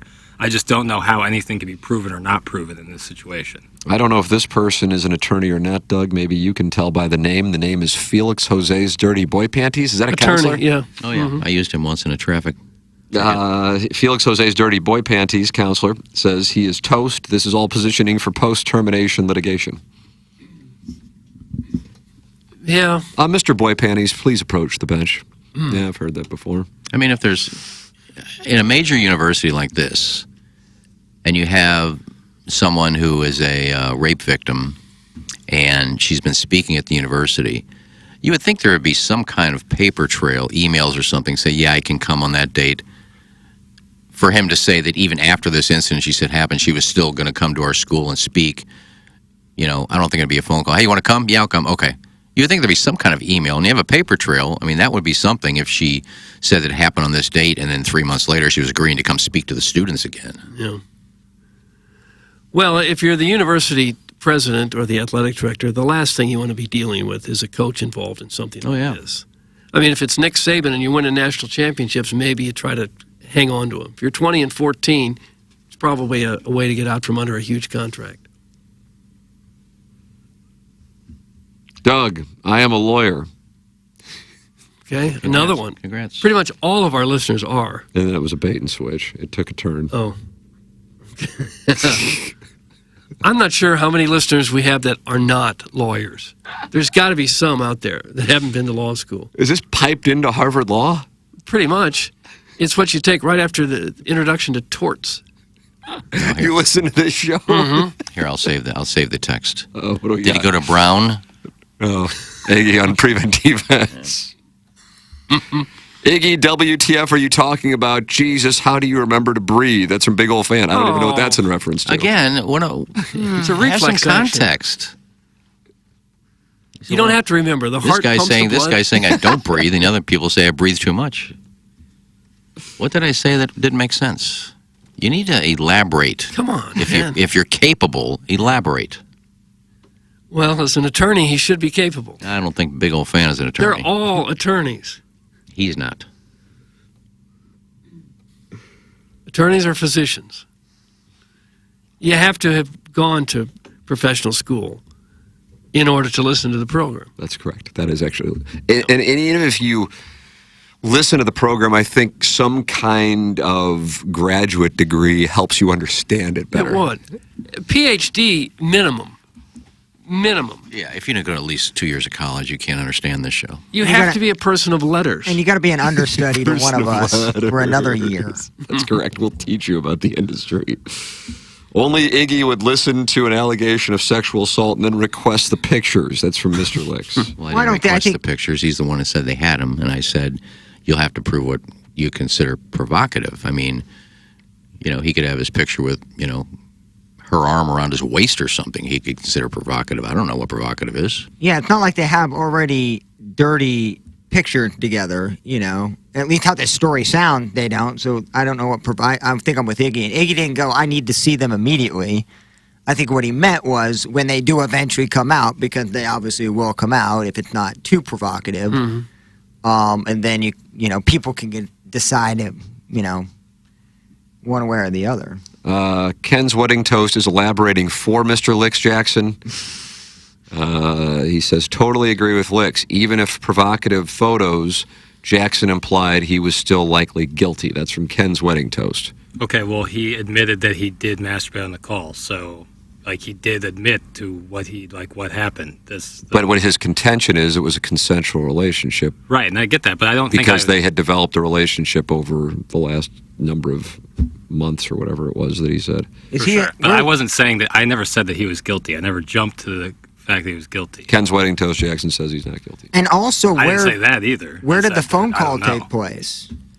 Because Doug, I don't. Where did the phone call? I don't know. If it's at his home, is it different than being, let's say, on campus in his office? Yeah. You know, he's a state employee at the university masturbating in his office. He can't be that dumb. Again, like, you're talking Hugh Freeze, you're talking, there's a lot of dumb things that happen with coaches. Does it matter? What my question was, does it matter if it was the phone conversation with the masturbation at his house as Probably. opposed to, his office or the, the locker room of any kind? Because when there a Toronto Blue Jay player got arrested? Because I don't. Car? Yeah, and you're an employee in your office as opposed to your private, residence. I don't think it matters. It's really, I don't think in the whole scheme of things. But is he married? Do we know? I don't know. Doug, we'll look that up tonight, and we will have A lot it of things first we don't know about this guy. tomorrow.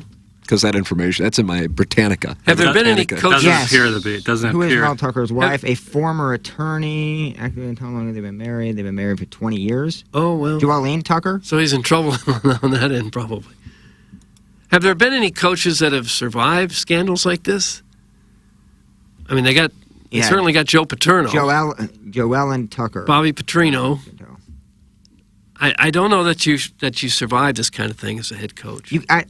You can't continue to be. I mean, he could be totally innocent here, but if you get charged, if you set yourself up in a position where you can be, credibly accused of something like that, then you're toast. I don't think you can survive it. I mean, to be an advocate for rape, not just an advocate. I mean, you're going out of your way. You're you're creating a foundation. You're touring. You're giving It would be very surprising to me to do a 180 flip and false accuse a coach in a university that you've had a relationship with in the past with your advocacy program. That to me would blow my mind that somebody would go that reverse that quick. And big-time football and basketball coaches are the face of these universities. It's what you think about. When you think of University of Alabama, who do you think about? Or when you think of Duke University. Mm-hmm. That's the face of the university. You can't have them involved in scandal. No, and you're right about whether he's guilty or not. I mean, I still don't know to this day if they live it down to the Duke lacrosse players. God, that's such a great documentary. They were just thrown under the bus and then found out it was false. Such a great documentary. Mm-hmm. But they had to live with that, and I'm sure it's to this day. You the guy's got accused of rape. Right. It's going to live with you forever. Totally innocent. Yeah. Your thoughts are welcome. Text in EDF Group text inbox 314-881-TMA5. You can email in for our design, air, heating, and cooling. Email today, the morning after at InsideSTL.com. You like our wares on the YouTube? This shirt and now more new shirts and hoodies are available at TMASTLshop.com. When you check out, you automatically get 10% off right now at TMASTLshop.com, including this brand new shirt. If you are injured in an accident, things can spiral out of control quickly. You might have medical bills piling up. You might not be able to work or provide for your family, and you're probably getting the runaround from the insurance company you've been talking to. Do not fight this fight alone. C.D. Longo and Doug Biggs of the Longo Biggs Injury Law Firm will take all the complication and hassle out of your injury claim. They are St. Louisans, they are TMA listeners, and they will be handling your case. You're going to get personal attention, as either Doug or C.D. will personally handle your case, and you'll get to know them just as they will get to know you. C.D. and Doug are trial lawyers, meaning they will not settle if there's an obstacle or complication in your case. Longo Biggs Injury Law accepts personal injury, wrongful death, brain injury, and other catastrophic cases. Go online at longobiggs.com. Remember, the choice of an attorney is an important decision and should not be based solely on advertisements. 824 in St. Louis. Larry Nickel is on the line. Doug, and we're going to talk it over with Larry. Good morning, Larry. Hello, Nixie. Good morning, guys. What's up? Oh, nothing. We're doing good. How about you? Doug watched the show last night and had a few questions. Yeah, so how did it go? Well, who was big for you? You actually watched the show last night, Doug? No, I did not. Okay, I got did bad not. information. I watched a little Monday night, little of the Cardinals. You really watched the Cardinals? A little bit, yeah. Oh, God. Come on, Doug. Yeah, the Cardinals are becoming to a lot. Yep, there they are, see? Doug, if they rattle off the rest of their games with wins, they finish 81 and 81. No. Oh. Anyway, last night on the wrestling presentation, the main event was another match for the women's world title between Rhea Ripley and Raquel Rodriguez. Okay. But the only stipulation to the match was Dominic Mysterio was barred from ringside because last time those two stormy combatants faced off, Dominic got involved in the match to save the title for Rhea Ripley. But this time around, toward the end of the match, Nia Jax came back without the referee looking and beat up Raquel Rodriguez. And when Raquel got back in the ring, Rhea Ripley kicked her and put in her finishing move, the Riptide, to score the pinfall. Oh, I'll be darned.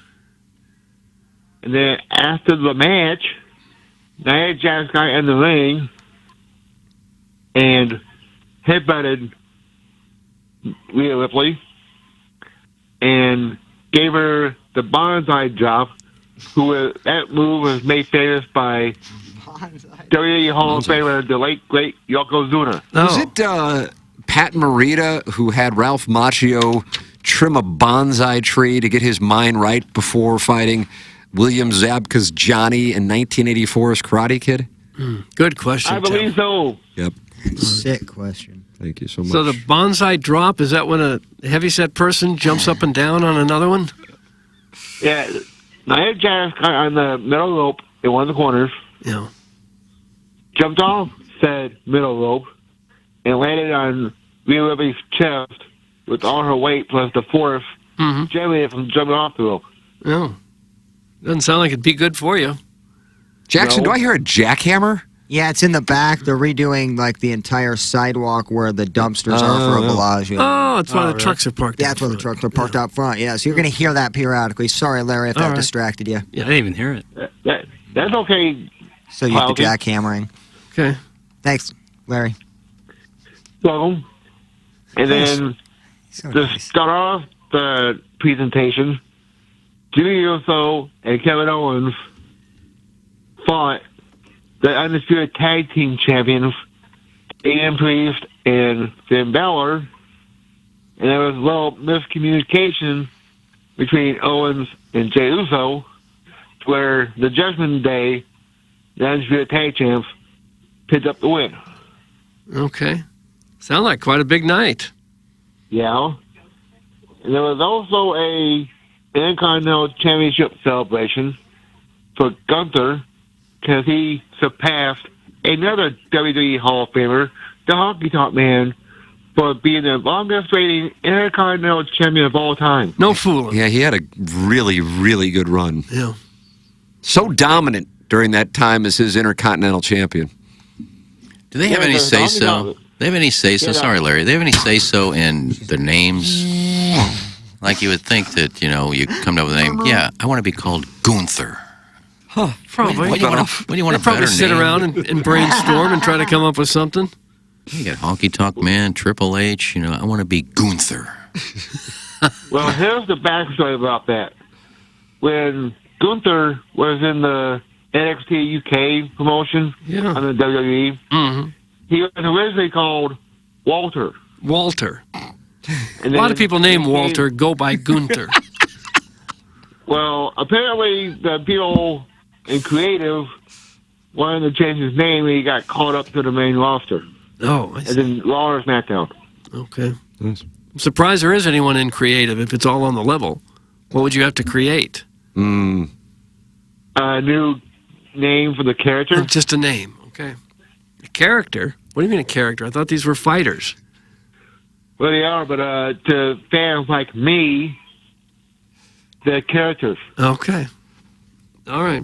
Well, you don't have the top 5 countries available, do you? I didn't think of jackhammering away. Yes, I do, Tim. Thanks for asking. Number 5 will be jolly old England.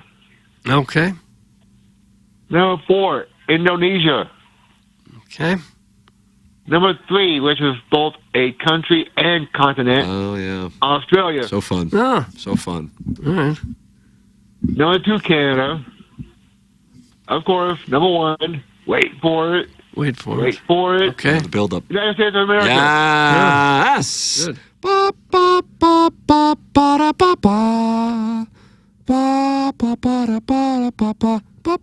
Celebration, Cool in the Gang. Yes. I don't know the years. I don't know the years, Tim. What do you think, Iggy? You think it was 81? Was it in the 70s? When did the Cardinals use that song? They used it in 82. Now they use, is it the Venga Bus or is it the Venga Boys? Still using that? Well, I mean, there hasn't been a World Series championship in 12 years, but they did use it in 2006 and 2011. Yeah, I want to say 79. Very disappointing. 79, maybe. Ruined the World Championships for me. Really? Yeah. That bad? So you're going 79. Jackson, Celebration, Cool in the Gang. Doug Jackson. Jackson, does he need more water? No, I have to look. Gosh. I have to look up. I can't do it immediately. Come on, Google. Celebration, Cool in the Gang. What are we saying? 79.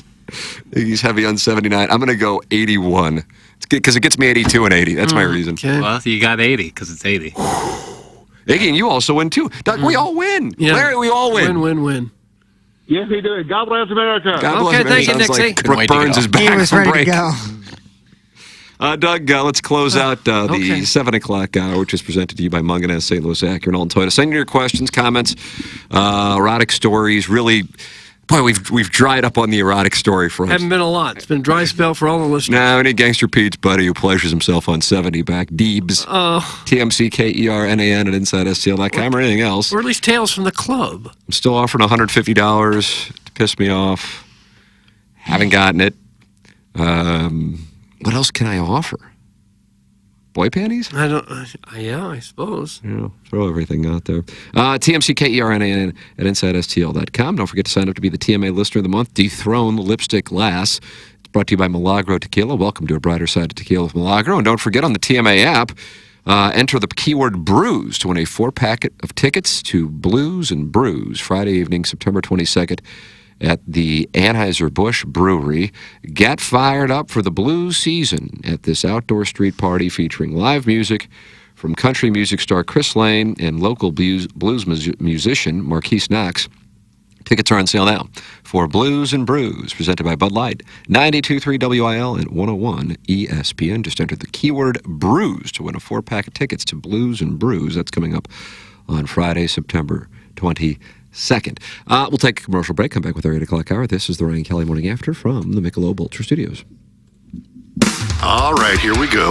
Here's something new. Announcing the first ever TMA Hit and Giggle. Brought to you by Michelob Ultra. It's only worth it if you enjoy it. Benefiting the Megan Meyer Foundation. Friday, October 6th at Family Golf and Learning Center. It's a 9-hole par 3 tournament full of threesomes. Oh, geez. And it's a walking course, so if you're a walrus, start getting in shape. Your $55 ticket includes 9 holes, beer from Mich Ultra, and lunch or dinner depending on your tee time. Plus shipping and putting contest for our degenerate gamblers. You'll also get to see Iggy's Long Drive Challenge. Brought to you by Souter Appraisal. Can he hit it 210, 220, maybe 223? Who knows? But it should be a fun day no matter what. The first ever TMA Hit and Giggle.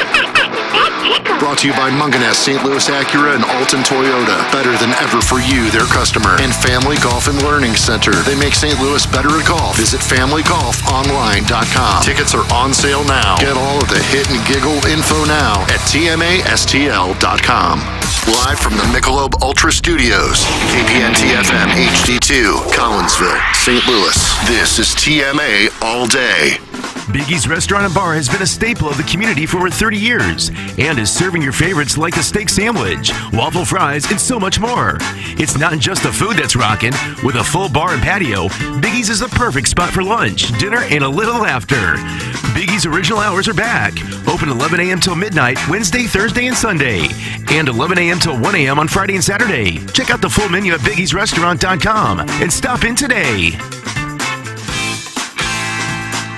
Hey, this is Tim McKernan. I'm here with a great sponsor on TMA, and that is the Longo Biggs Injury Law Firm. But here is the thing. You hear injury law and you go, okay, well, that's all they do. But that is not necessarily the case.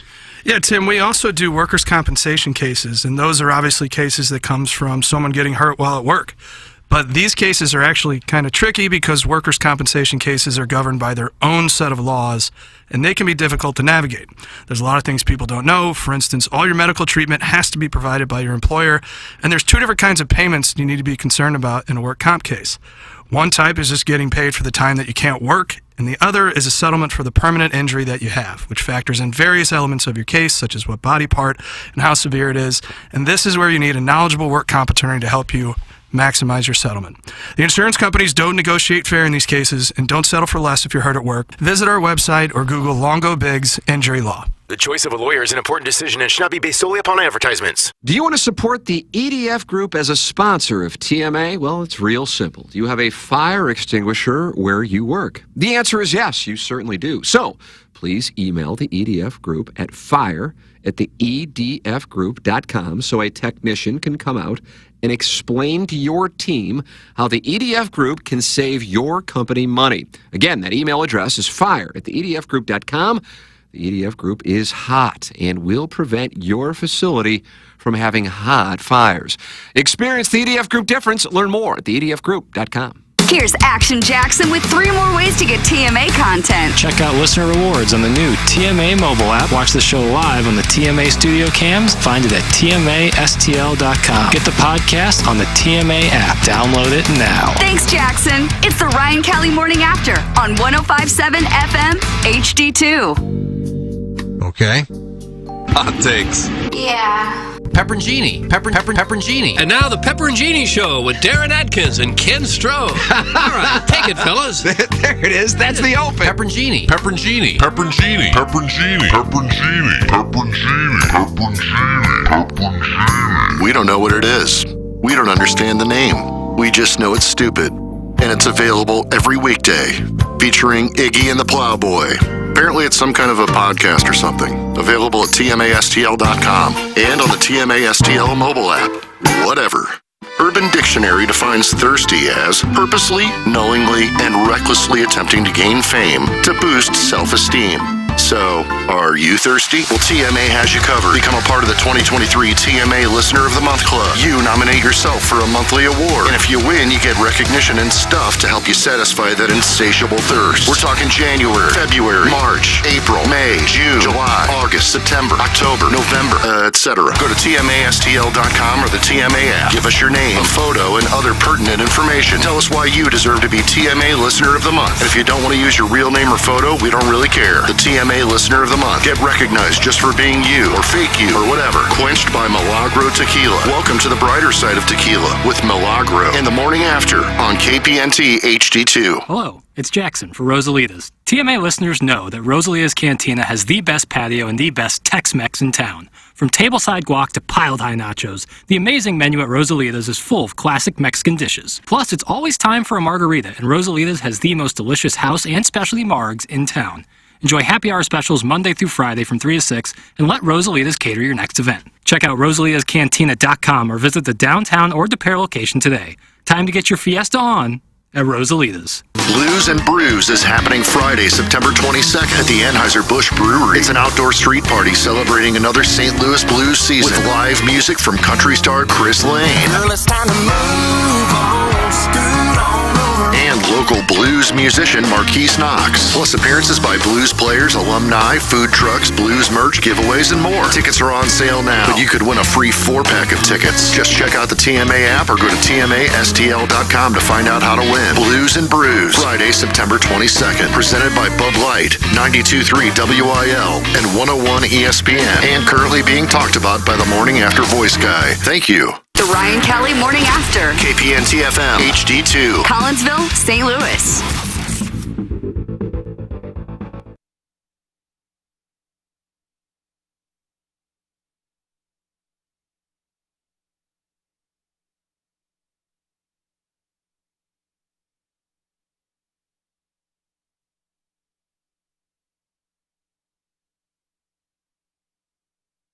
Lock. Nurse? Oh, yeah. Better make sure the door doesn't lock. I bet it is. Here, let me check. I think he was mad as a hornet about that. He really was. Walked in with a scowl on his face. I think we're good. Is it locked? It's unlocked. Okay. Hard to lock it. Look at me that way. All right, so Iggy can get in after his meeting. Oh, he's got another meeting? Yeah, they're really crunching numbers here to see if they could... Mm-hmm. Trying to get that new sponsor. Yeah, probably moving some funds Centene. around. Centene's in. All I am. $250,000 buy. Nice. This is a great song. Right? 1997, Jackson. It came out before you were born. Yeah, it still rocks though.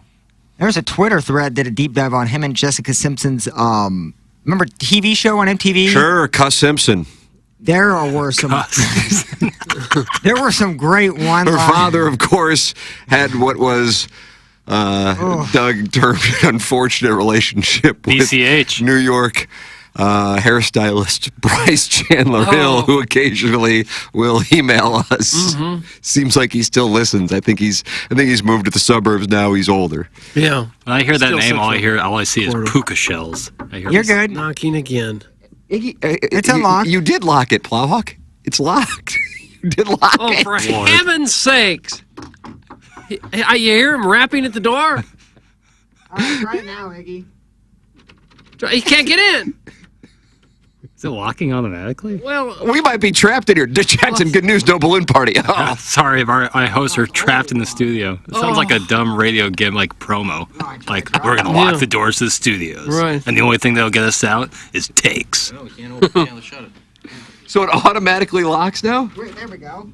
Okay. Yeah. Now we're set. Is it like a Policy's figured it bathroom out. where you have to twist it? I have no shoes on. I had a brief moment of euphoria when I go, no balloon party. And then I wanted to share the joy with Jackson. It was long-lived. Or short-lived, I should say. What is that? Oh, that's I heard the artificial intelligence I version knew of my live report. Doug Chandler. It sounded like the Keisha Gray. What's it? You done with that? Yeah. Okay. I can just smell the banana over there. Iggy's doing a little housekeeping, throwing away Tim's banana peel. Your anger is peaking. What's the lock? today. I didn't know it could lock. Plowhawk went over to unlock the door, and then I think you locked it when you went to unlock it because it was unlocked. Mm-hmm. And then we heard the. And I go, son of a bitch, it's locked. Doug, maybe the janitorial closet is haunted. Right. Well, we need to ask far as a key for that because there is going to happen that, sometimes at night when everybody leaves, they shut that door, and if it's locked, then nobody can get in in the morning. What do we do? Yeah, that would be hilarious. We need a key. You know, the Brian Regan, one of the great comedians. I'm a big Brian Regan fan. Huge fan. So he did a Comedians in Cars Getting Coffee with Seinfeld a few years ago on Netflix. And he had a great bit about how high in the chain has somebody said, you're going to need to jiggle the handle. And he was talking about like at the Queen of England, at like having a baron tell a duke, hey, you're going to need to jiggle the handle.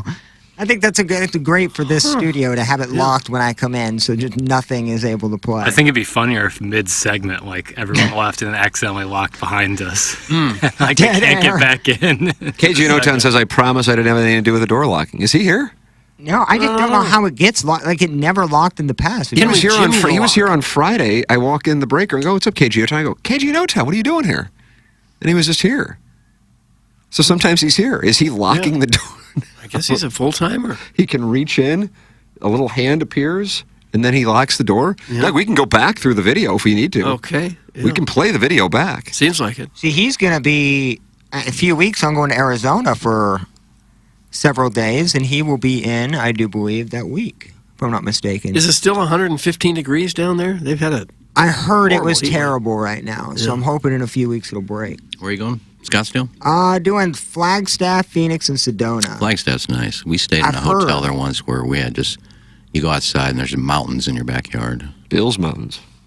Sounds like Black Mountains, too. They're gorgeous. Jamie from Munganess, the great Jamie, said he loved Flagstaff. I've never been. I've been to several parts of Arizona. I've never been to Flagstaff. What are you going to do when you're there? It's Madison's mom's 60th birthday when we're there, so doing a little bit of that. And I've been to Sedona as a kid, did the train ride there through just the gorgeous, the Clay Mountains and all that. I can't wait to just... rattlers? No. Like I said, we saw and heard enough in Colorado for my liking. But I'm just excited. I'm a big Arizona vibe guy. I just kind of like the atmosphere. Do you have some there. snake-proof boots? I do not.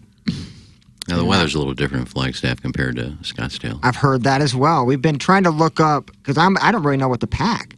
It can go from 115 to Snake-proof 70. boots. But yeah, so KG, thankfully, will be helping out that week as well. So we get to see him a lot.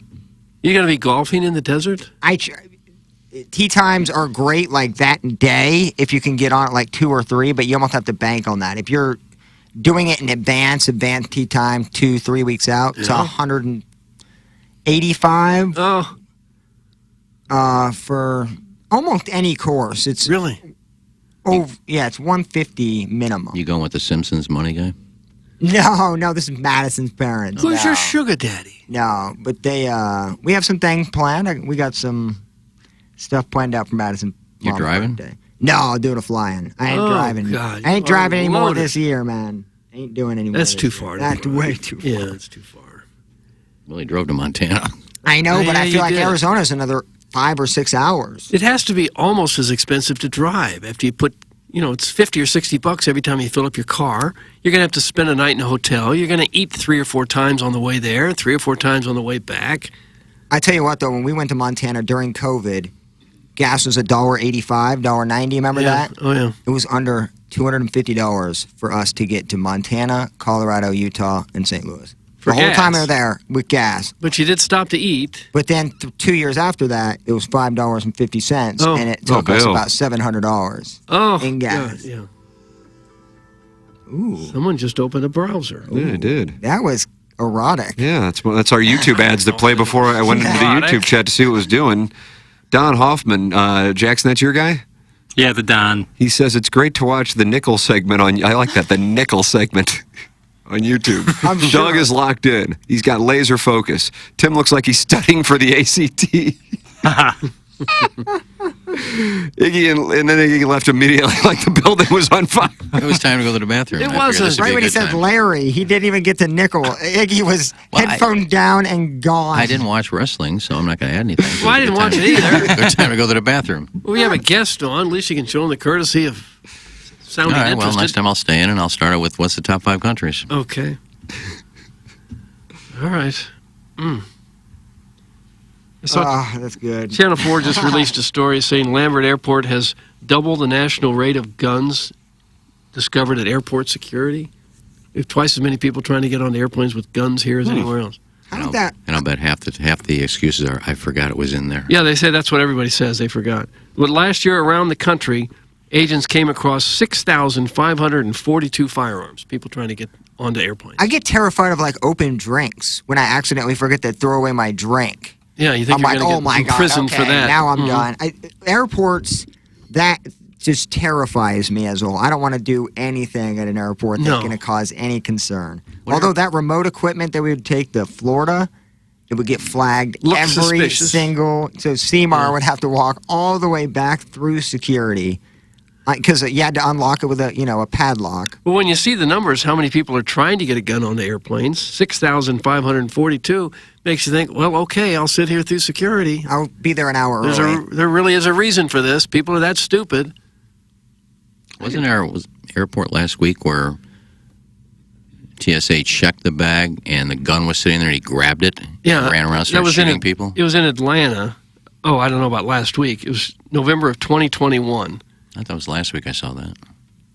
Oh, must not have happened in the United States. Could have happened somewhere, but not here. We need more trains here. You know what I mean? I We need agree. more railways, Bring baby. back the rail. Absolutely. Jackson. Hyperloop, baby. Hyperloop. Look, I went to that Absolutely. National Great. Museum of Transportation That's fun. last In weekend. Kirkwood, yeah. With my boys and my wife. And I saw that Hyperloop thing. Hyperlink, Hyperloop. Nurse? Hyperloop, It's a Hyperlink. loop. Is it? I don't know. And it's not even on the track. It's magnets. It hovers, yeah. Yeah, how about that? Right. And I Reduces think you can get friction, to eliminates St. Louis, Kansas City, like in 40 minutes. But are they going to build it, or they're still talking about it? Look, if my I tax thought we money weren't could gonna go get to it. that, I would be all for like being able to go to a Nashville or Yeah. Indianapolis in a matter of an hour on a train. I think the loop trolley is supposed to be the first tracks. No. Yeah, you can get from one end of the loop to the other in like I think an they were- hour and a half. They're going to do a study on that in like 10 years, 15 years, and wonder what the hell. Why couldn't we, as a city, get one trolley to run for 4 hours a day? Well, the biggest reason is nobody needs to be on it. So nobody takes it, so they don't pump any money into it to take care of it. You're telling me you don't need to get to Blueberry Hill to there, like the moonrise, and you can't make that walk. Constantly on a loop between Forest Park and Blueberry Hill. You jump on for a 2-block ride. I think it's the area, the location. It's certainly. Yeah, it feels like San Fran. I thought we had a chance to get a meaningful Metrolink rail when they shut down Highway 40. They should have built Metrolink right down the middle of that. You're right about from that. Chesterfield to downtown. With I don't know where it was. Many stops in between. Well, you could have stopped it anywhere. I mean, wait, you like stop and you get off on 64 East. Well, you could get off at Clayton, maybe somewhere there. I think that's a good idea. I almost took a train to Chicago when I went and saw Cure. So I didn't think I was going to fly. It was too expensive. I ended up driving. Isn't it like $90 to fly to Chicago? I couldn't get a flight there and back in one day. But it was only like $55 round trip on the train. But for some reason, it took like 8.5 hours to get there. Because they stop all the time. I guess. There's some that are much more direct, and it's the move. It's Rams taking the train up to. Because if you drive, obviously that takes a lot with gas, and if you fly, it takes like the same amount of time as driving. When you have to drive to the airport, get picked up, drive into Chicago, the move is the train. I thought with that Hyperloop, they were looking for one place to go between point A and point B in the country to see how it would work. And it was suggested that maybe St. Louis to Kansas City would be a good route. But then they said, no, there's much more pressing places like San Francisco to L.A. and New York to Washington. And I thought we lost out on that. I could be wrong. Imagine getting to Kansas City in 20 minutes. But how many people are really trying to go from St. Louis to Kansas City? More would if they had the ability to. I don't know, Doug, to get out of St. Louis. I get any reason I can get out of this city for a weekend, I'm down. But when you're talking San Francisco and L.A., you're talking huge cities that move thousands of people. I didn't say St. Louis and Kansas City should be the first. I think it would be a good tester, though. Probably wouldn't be as expensive to build a test run from San Fran to that's why it was LA. considered in the first place, because they wouldn't have had to buy too much expensive land or anything. It was a straight shot. You're not going through mountains or over not ruining lakes or anything. people's commutes for another 3 hours. So. What's it going, like 600 miles an hour? It's going fast. Really fast. Eurotube, which they're trying out in Zurich, will go about 560 miles per hour. Bill. I mean, to Nashville in an hour is insane. Like, that Don't to me step is in front of insane. that thing. That'd be a nice roller coaster ride. Oh, I can't. I would love that. I'm going to utilize the hell out of it. There's a couple active Hyperloops. And they're going, they're almost all in Europe. Yeah. I thought they were in Japan. I thought a bunch of them were in Japan. I'm always seeing Hyperloop companies, none of them all in the U.S. or Europe. I thought it was Japan. You can text in your thoughts as we are inventing things on the show today, and that's great. 314-881-TMA5. Do you want to support the EDF Group as a sponsor of TMA? It's real simple. Do you have a fire extinguisher where you work? The answer is yes, you certainly do. So please email the EDF Group at fire@theedfgroup.com so a technician can come out and explain to your team how the EDF Group can save your company money. Again, that email address is fire@theedfgroup.com. The EDF Group is hot and will prevent your facility from having hot fires. Experience the EDF Group difference. Learn more at theedfgroup.com. Jackson, tell the people about Mark Hanna because he is the great communicator. Couldn't agree more, Tim. He absolutely is the great communicator. I know I love working with Mark Hanna because he's somebody I know I can trust to get on the phone with, and they're going to give me the good information that I need. You know, I can present Mark a problem, and he can give me a quality solution to the problem, or at least his opinion on it. And I value his opinion so much because not only is he a great financial advisor, but he's such a great person, like a legitimate, wonderful human. And that's why I love working with Mark Hanna. You need somebody you can trust with your financial future. It's so important to have that person on your side that you know can help you with your financial future. Mark Hanna is the perfect person for that. That's why I work with Mark Hanna. That's exactly why you should work with Mark Hanna. His number is 314-889-0503 or go online at evergreenstl.com. Glenn Betts Jewelers in business in St. Louis since 1941, operated by the third and fourth generation of the Betts family. The Glenn Betts difference is you are served personally. You're not sold. Glenn Betts Jewelers develops relationships through generations of your family, too. They get to know your likes, your lifestyle, and who and what you love. Those are the 3 L's. It's GlennBettsJewelers.com, GLENNBETZ, Jewelers.com. I was in there, and I saw Craig and David on Friday. Oh, Doug, did you? Glenn See Betts Missy? Jewelers. Did not see Missy, but I saw Craig and David. and got a chance to talk it over with them.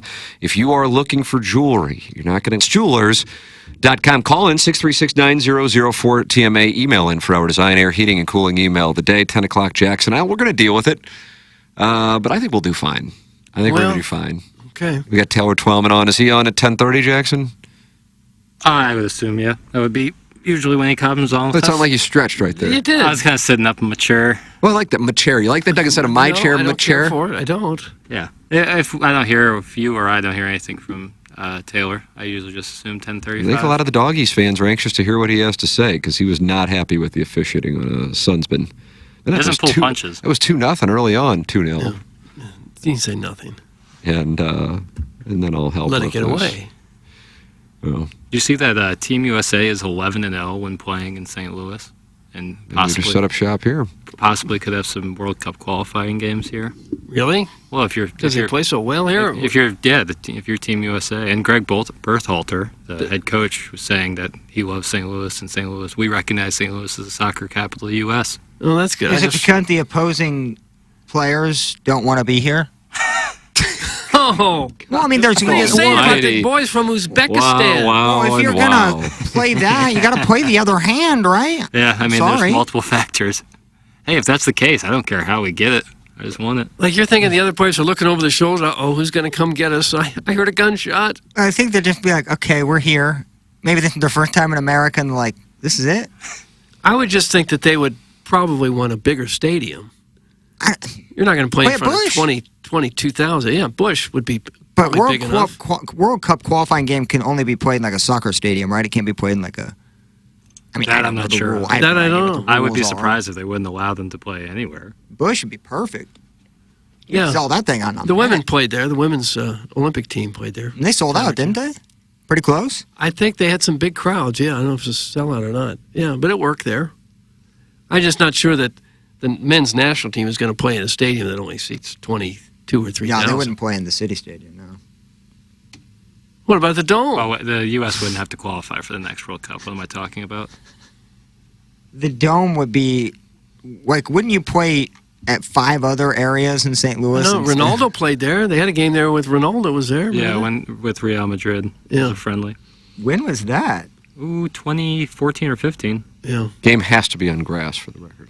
Oh, okay. Thank you. And 20,000 are currently sold per Larry Thornton for the Missouri-Memphis game. That's it. Really? I saw the $20 ticket section somebody I believe that posted. was Larry. Larry, I'm going to look up to make sure that was you who said that because you know, Doug, I'm a Larry Thornton lemming. That's only about a third of the building. Doug brought up an amazing point, though, during the break. I think it really hinges on the K-State game what the attendance would be in the Memphis game. You know, if you show out and maybe you lose by 3 or you win, little momentum of the team's not terrible, but if you get blown out, I think that's a problem. And in terms people of didn't that know game. People didn't know the starting time till yesterday. That's so right. if That's you had an other SEC plans on thing. Saturday night, you know, maybe hesitant to buy tickets. There's so much to do here that a Mizzou football game, you know, that ranks near the bottom of the list with all the great cultural events we have. Nice. I agree with you. You checked out the Cholula glass display? There you go. I gave you check that out.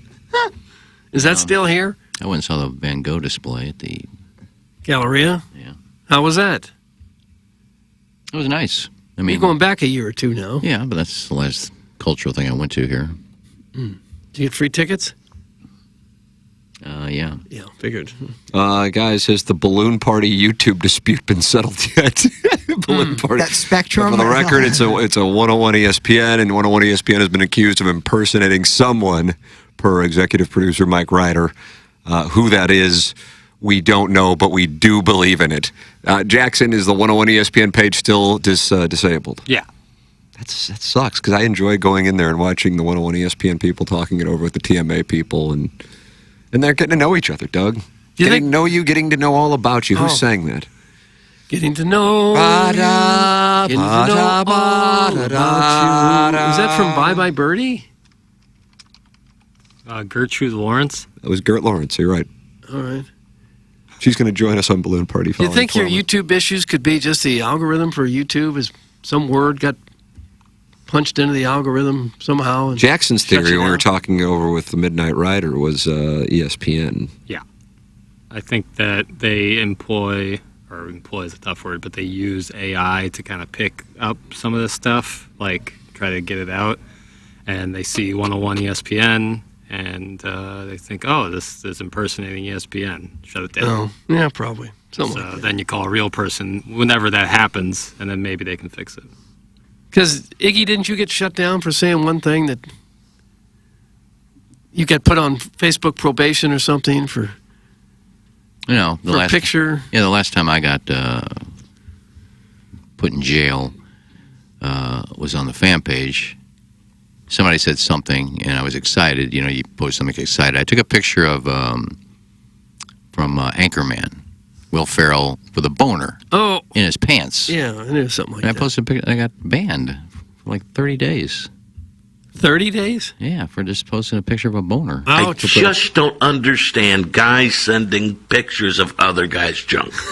What up, Jay? Good We have a point, heavy Jay Jr. weekend in store as well. Oh, the for skeleton? the best of. Yeah, they all kind of matched up to where they haven't played in a while. You can't have too much, Jay Jr. I'm doing like Jennings. doing like a 7 a.m. to noon, so people typically will podcast, run errands, maybe play golf. So we're gonna try to have a heavy Jay Jr. weekend. Could we have a Rich Gould weekend? Oh, wow. He's only had a couple segments on the show. Gonna say we do have a couple good ones though, so we can try to incorporate maybe a couple hours of Rich Gould. I never see him anymore.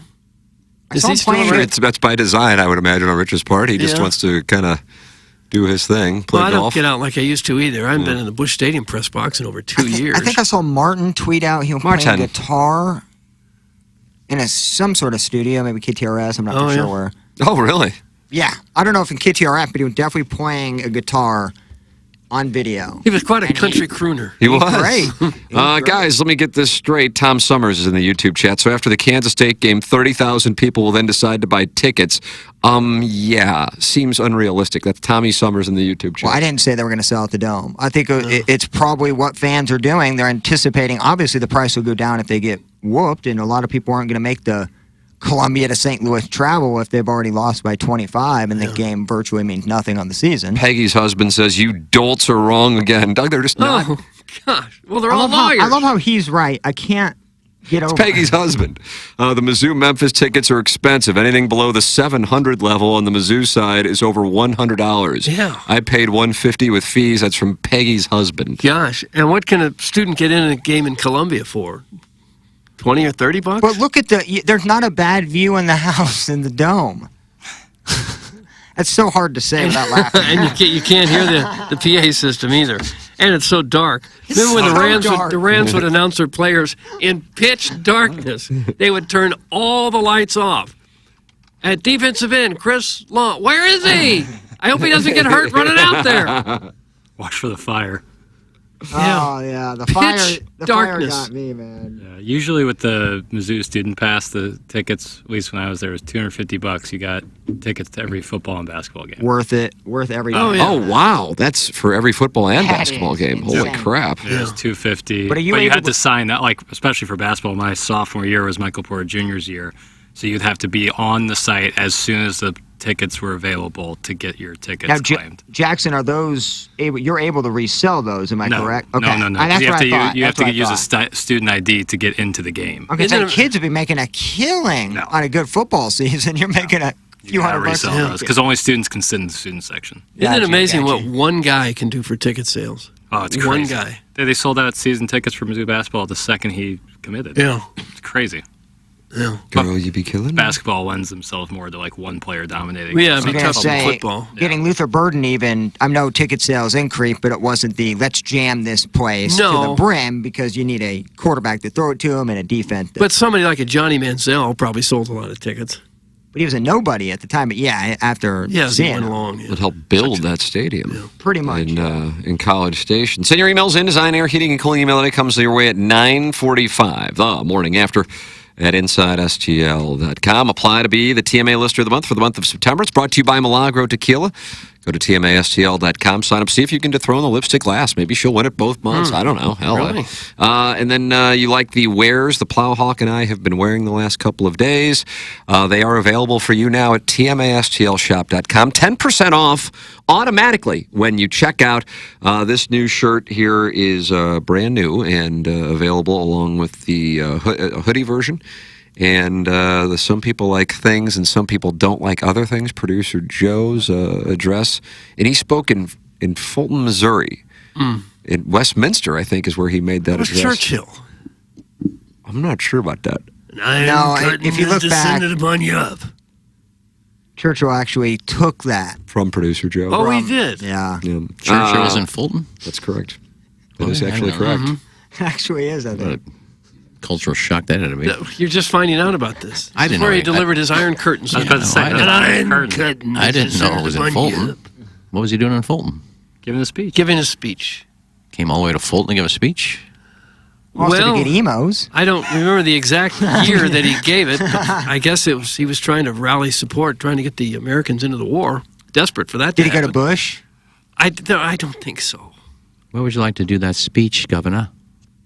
New York? Washington? I think I'd like to go to Fulton. I think the college had him there. Westminster College had him there. But he probably gave speeches all over the country. But again, we're talking about a speech that Prod Joe originally wrote. He wasn't even alive. You think Churchill said, some people like some things, some people don't like other things. No, he said an iron curtain has descended upon you. Can we do, is it AI or IE? AI? EI was Nelly, and that was on the... What's happening? Where you can make Doug's voice sound like somebody else or whatever. Oh. AI. AI. Artificial intelligence. I would like to get Churchill just using famous Joe quotes. Let me tell you something, Americans. I'm gay. Good evening. Thanks, Van. I'm television's own Doug Chandler Hill. That doesn't sound that much like me, does it? No, not It's at all. enough for me to laugh. The beginning kind of does, and then it trails Thank you, off. Van. Caller Ellen is losing her mind listening. She says, oh, dear God, Truman was president and invited Churchill to Missouri. That's from Caller Ellen. All right, well, congrats on being smart. So this was... That might be the quote of the year. This was before or after the end of the war? Ellen, Can we get a year on it, please? ask Ellen. She'll text in and let you know what time he spoke to. Hello, I'm Mr. Churchill, and good to be in Fulton. After the Iron Curtain speech took, Fall time is here. Oh, it took place in 46. okay. So he was here celebrating, probably. Yeah. It was against the Soviet Union was what he was discussing. Yeah. Kay just posted. Doug, do you know Kay? She's beautiful. She's in the YouTube chat, and she says, my work gave away 50 tickets to the Missouri-Memphis game given to them from the St. Louis Sports Commission. That's from Kay. And then Wedding Tackle says, is Iggy reading someone's doctoral dissertation? Guy hasn't lifted his head in 12 minutes. That's from Wedding Tackle. And I believe he played golf against Wedding Tackle. Was that Ilsada? Me? Yeah. I don't I think remember. they're related. No, He's Tim not was, interested in that comment. Tim was doing a live spot, and I was looking up. I saw this post where Charlie Hull called out some... Charlie Hull, Doug. What's that have to do with anything we're discussing? They asked me what I was doing. Oh. I had my phone in. I was looking for things to talk about, and Charlie Hull, who I think's finished second the last 3 weeks in a row, lost to Minji Lee this weekend. What in the heck? But some guy posted to one of her coaches, I am a 3 handicap that plays from 6,900 yards, and I hit my driver 290. I would make every cut on the LPGA and be a top 20 player. Oh, I saw that, and people were ripping them, and they should, because LPGA is skill-based, baby. They are good. Well, what's the PGA? Not skill-based? No, they are, but he was saying that, like, you know, nobody a 3 handicap would ever even think about making a run at the PGA. There's always that one guy who thinks he can make that run on the LPGA Tour. He would make no cuts. No cuts, dude. Those females, they are amazing. They hit dimes. It's not like it's a par 3 course out there. Doug, when I'm saying the guys on, I'm saying even the LPGA, I think I would get slaughtered. So that was the point. Now, it was kind of probably a tongue-in-cheek comment that Billy Andrade made back on my golf show back when I was at always back in Springfield. Famous quote. Here's a famous quote. It will get back to this comment that this guy made. We were just talking about tours, and I asked Billy Andrade, and this is when I was doing the golf show in Springfield. I said, let's just say you're on the LPGA Tour. You're playing from their tees. How many tournaments would you win? He goes, I don't know. I said, come on, just give me a number. How many tournaments would you win? All of them. I had enough money for the things he said to my beehole. He named it Linda. That's not related. And just sprinkle that in Okay. there. Pepper it in a topic. So he thought he'd win all of the tournaments. I think he said it tongue-in-cheek when I kind of pressed him for an answer because he wasn't really giving me one. Well, how much farther would he be on the tee than these girls? Ladies, women. Playing from those tees. Playing from the same tees? Yeah. Yeah. I don't think he'd make one cut. Hell no. Billy You don't Andrade? know, we're talking about a pro, Billy Andrade. Oh, I don't know who the hell that is. Well, come on. You sound like a fan. If he I hit don't his, how far would he hit his average drive? 300? Probably 310? 280 now. He's like 54. And the women would hit their drives how far? Not that far, right? No, most of them 250. Damn, that text line just went off. Aunt Peg is active and says, sick idea with the AI and Prod Joe quotes, please throw to a break or a live read, Tim. Something to stop this nonsense. That's from Aunt Peg. Won the Fan Page Club Championship in 2020, is that right? I don't know the years, Tim. You wouldn't find Dogtown it funny? I think it'd be funny. Have Churchill just throwing out Joe quotes? Glove blogger Tom Traven is looking to make a payment. What do I need to donate to never hear that story again, Ken? That's from glove blogger Tom. I didn't mind the story. I've never told the Billy Andrade story. No. I've never told that story once on this airwaves. Go find it. I've never told that story. Daily golf. Can you Why would imagine it- why spending would it your be brought day up? looking through hours of programming to see if that story Swope will ever do got it. He's got told? nothing else to do. Well, as far as the Mizzou crowd goes, and that's how we started. We're not I'm there concerned anymore. if we only get We're now on Billy Andrade. if we only get 25,000, this will be the last game we ever see of Mizzou Oh, and and it St. would Louis. It will terrible. be, and it's understandable. I mean, college football is built for, unless you have an extreme rivalry, it's built for the campuses. I mean, that's what it is. And you know, Missouri KU was an outlier, but it also was in Kansas City in between the two campuses. And it's more of a, you have Georgia and Florida, I suppose, is a famous neutral site game. Army-Navy is the most famous, I think. Texas-Oklahoma. Texas-Oklahoma. Cotton Bowl. But The Red River Shootout. Whoa, Nelly! Sorry. no, I think this will be it. And part of it, it's the building. From my standpoint, Yeah. that thing's just the warmest of garbage. What's it going to look like on TV, too? Like, especially with the crowd. If you have, like, the crowd dispersed throughout there, it's scattered, it looks terrible. It's going to look sick. I don't like that the Hurricanes, the U, play in the Dolphins Stadium because the crowd is Miami rowdy. never had an on-campus stadium, right? They played in the Orange Bowl. Orange Bowl. Right, Orange Bowl. Not, Which is on torn campus down. isn't big enough for a stadium. But And that's when they built the Marlins Park, where the Orange Bowl was in that vicinity, right? Am I right? No. No, that's not. No. Rollins Park's in Little Havana. Marlins.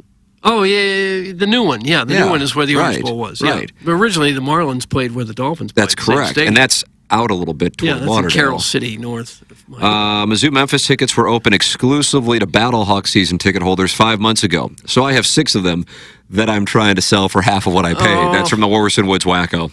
Gosh. What constitutes a neutral site? I mean, Columbia's 100 miles or so from St. Louis. Memphis is much further than that.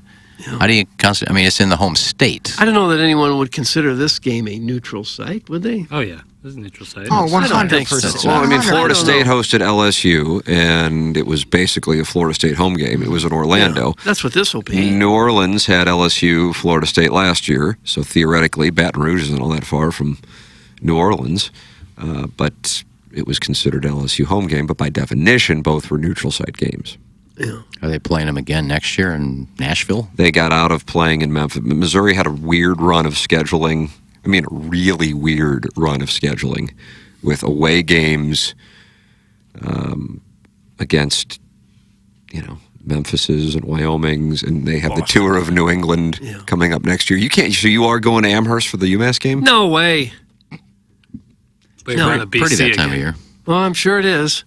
But I will not be spending $5,000 to fly there and stay a couple nights and fly back. I won't. Minutemen have Marcus Camby.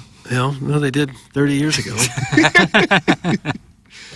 Guys, what about the Webster Groves versus Kirkwood Thanksgiving game? More people attend that game than will attend Missouri-Memphis. That's from Professor Roy Hinckley. I don't think so. I might make that move up to the UMass game next year. Oh, my God. You going to Amherst?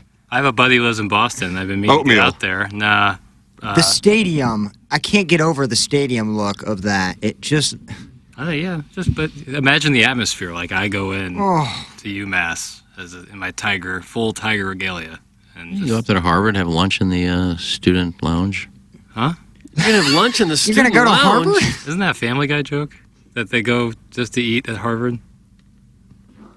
I think so. Can you just walk into the student lounge and Sure have you can. lunch there? Sure you can. But really? You can walk on a campus, can't you? Yeah, I guess you could walk in. So you just walk into the lounge, so you're having lunch. Guys, in the back of these Missouri-Memphis tickets, they put a side note telling all patrons to bring keychain flashlights so they can make their way through the concession and restroom areas due to lack of proper lighting fixtures. That's from Wedding Tackle. I'm going to the game, and I don't have any idea where to park. I used to park at Channel 4 and walk, but I'm not walking there after a night game now. They're probably giving away little, what do you think, pocket fire extinguishers? Just in case. It'd be funny. Bear spray. Warson Woods Wacko is on fire right now and not happy. He just looked up the 2024 Missouri football schedule. Doug, you've been touting this schedule, but Who do they play? he's not happy. They host Murray State. Bad. The Racers. Yeah. John Morant. Yeah. Well, he's not a football player, and he's in the NBA now, so He's not even on doesn't campus. really matter. But still. Active on Instagram. That's on Saturday, August 31st. That should be fun. That's in Columbia. Then they're going to take on Josh Allen and the Buffalo Bull.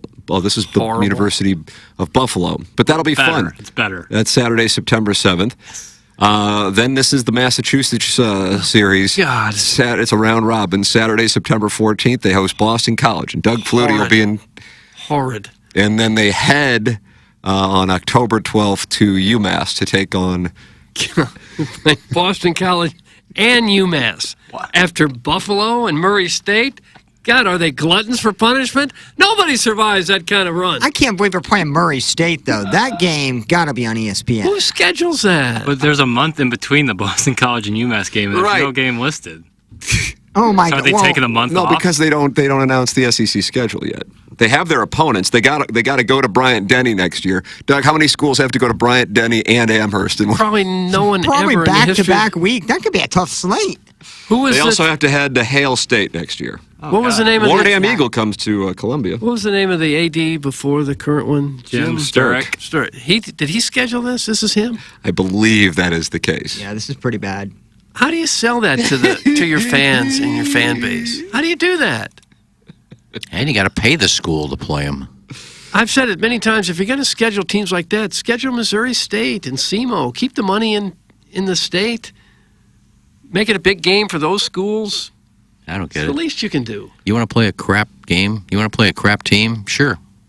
We got to pay them $400,000 to, or $4 million, whatever they pay to play these crappy schools. So let's see, what's UMass doing this year? How they Let's take a look ahead to the Minutemen game on October 12th, 2024. I was unsure they even had a program. I know Buffalo was pretty good last year.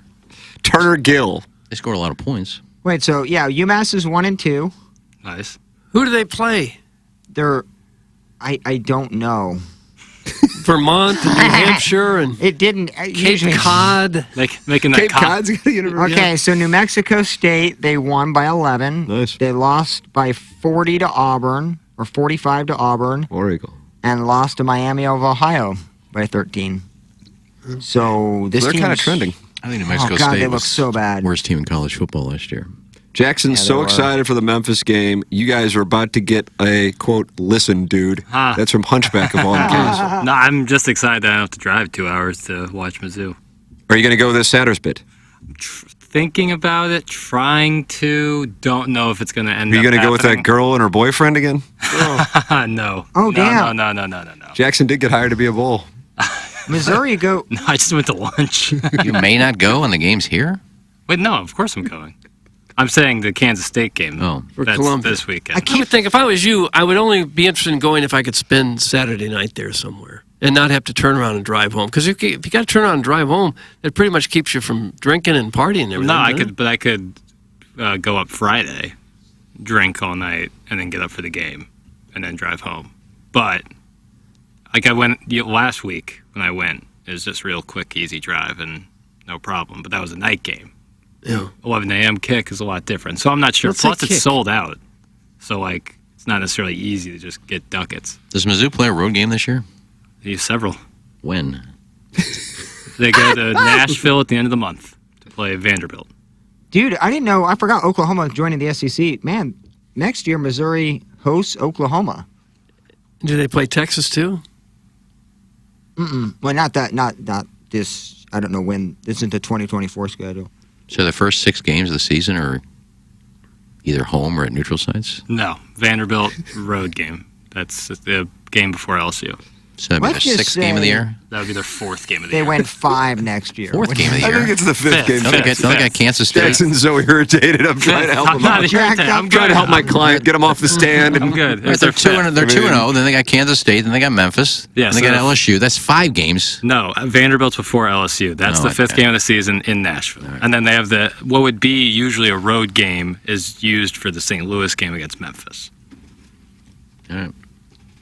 Man, drinks really helping the recruiting. You guys want to see a UMass game? Are you bad mouthing our head coach? Yeah, I won't take that unless He is still the head coach. Yeah. Well, if he loses this week, he's on the hot seat. Take? I don't know. No, I think if you He'd have lose to it to lose Memphis, he's badly. on the hot seat. I think if you lose to K-State and then you come back and lose to Memphis in Again, the it's Dome. to me with college football, it's not necessarily about a win or loss because they are 2-0, and had they won 50-10 over South Dakota and 45 to 18, 19, 20, whatever the hell it would have been to cover the number, then I don't think people would have the vibe they have right now. But He'd get a because of the way 5-year extension. the 5-year $9 million from a year. from his buddy on the board of curators, but because of the optics of it, that's why people are going, oh boy, this could get rough. There is going to be, I would imagine, a large volume of bets on Kansas State. I don't know about the money. Is that up yet, Jackson, on our friendly neighborhood place? Well, let me take a look for you, Tim. I want to see. I say K-State is minus 600. That is not going to be what it would be at minus 4.5. They're minus 196. But 87% of the money and 92% of the bets is on Kansas State at this point. And the best number for K-State is minus 4.5. The best number for Missouri is plus 5.5. Doug, there you go. Okay. So right now it's matching up, and that does not bode well for the Fighting Tigers based on my analysis of the historical data. would agree. This is not looking good. So, Doug, maybe we unload the bankroll on every man a Wildcat? Well, I don't gamble much, and I certainly don't gamble against the teams I want to win. I know. I'd sit this one out. It's tough. Had USC over 68.5 on Saturday. They won 58-10. You upset by that? Yeah, I can't believe they only gave up 10 points. We'll try to soldier through. I'm just going to bet them over every week. USC's always kind of been your team, hasn't it? Yeah, you do like those Trojans. What if the Trojans are undefeated against the Buffaloes here in a couple weeks? They got Colorado's got to get through Oregon. Me and Plowsy were talking about that before the show. That'd probably be a lot of points scored in that game. But I'm still not sold on Colorado. I'm just getting tired of the Deion Sanders stuff already. Oh, they're coming. Really? Though. Boy, I love it. I can't get enough of it. No, I love that he's winning. He's exciting, but it's like everybody's got him Coach of the Year, Heisman Trophy after 2 games. Oh, his son definitely number 1 on the Heisman watch. They haven't played anybody yet. If you Nebraska? think TCU is Nebraska, TCU was a runner-up national champions last year. they were 17th. They were 17th, which means they don't think much of them. But you can't use that and also say Caleb Williams isn't going to win it again because they haven't played anybody either. I would say Colorado has more of a... But you go back to what he did last year. Sure, if Sanders' kid finished 4th in the Heisman Trophy last year and he had 2 good games like this, you'd say, yeah, but he's right where he was last year. But he was at Jackson State. Yeah, but I'm saying he's talking Caleb Williams. If he I know he has a pedigree yet, of playing well, but he hasn't played anybody this year. I mean, I root for him. I watched the game Saturday. It was on TV. I watched it, and I love Deion Sanders. But I mean, the people that are now, I don't like the people that are also saying, he's awful. He's not going to win 4 games. I mean, that's stupid to say that because you can see they have some good athletes on that team. But I mean, to crown him as coach of the year after 2 games, and who should get it? I don't know. But I think. But what you're looking at is a team that won 1 game and lost 11 last year. Impressive. So I think that's why he'll win Coach of the Year, even if he wins 7, because you have, And he's getting all of the attention. And look at the That'll play into it too. I bet enrollment there is just going through the roof. I mean, everybody, NFL shows are going and interviewing them, and I saw when you watch a game, at some point during the game, they're going to have 2 commercials for each university. Colorado's pitches. We've got prime campus. We've got a prime facility. We've got prime teachers. Everything's prime. Like, oh, God, they're using them already. Oh, they should. When was the last time somebody used a coach to get people to go to your school? Doug, you were on the green on number 19 when Dogtown Tie shipped the Michelob Ultra J. Randolph Jr. Fan Page Club Championship. I wasn't there. To hand him the Navy jacket. Yeah, it went to 19. Did they split? I don't know what they did on the money, actually. I don't know. But Dogtown Tie says this should be the least surprising thing, Tim. Added to Barstool and anyone else successful hate list. That's from Dogtown Tie. And he is the 2023 Michelob Ultra J. Randolph Jr. Fan Page. He needs to come pick up his trophy. What do you think that mean? Dogtown Tie, what does that mean?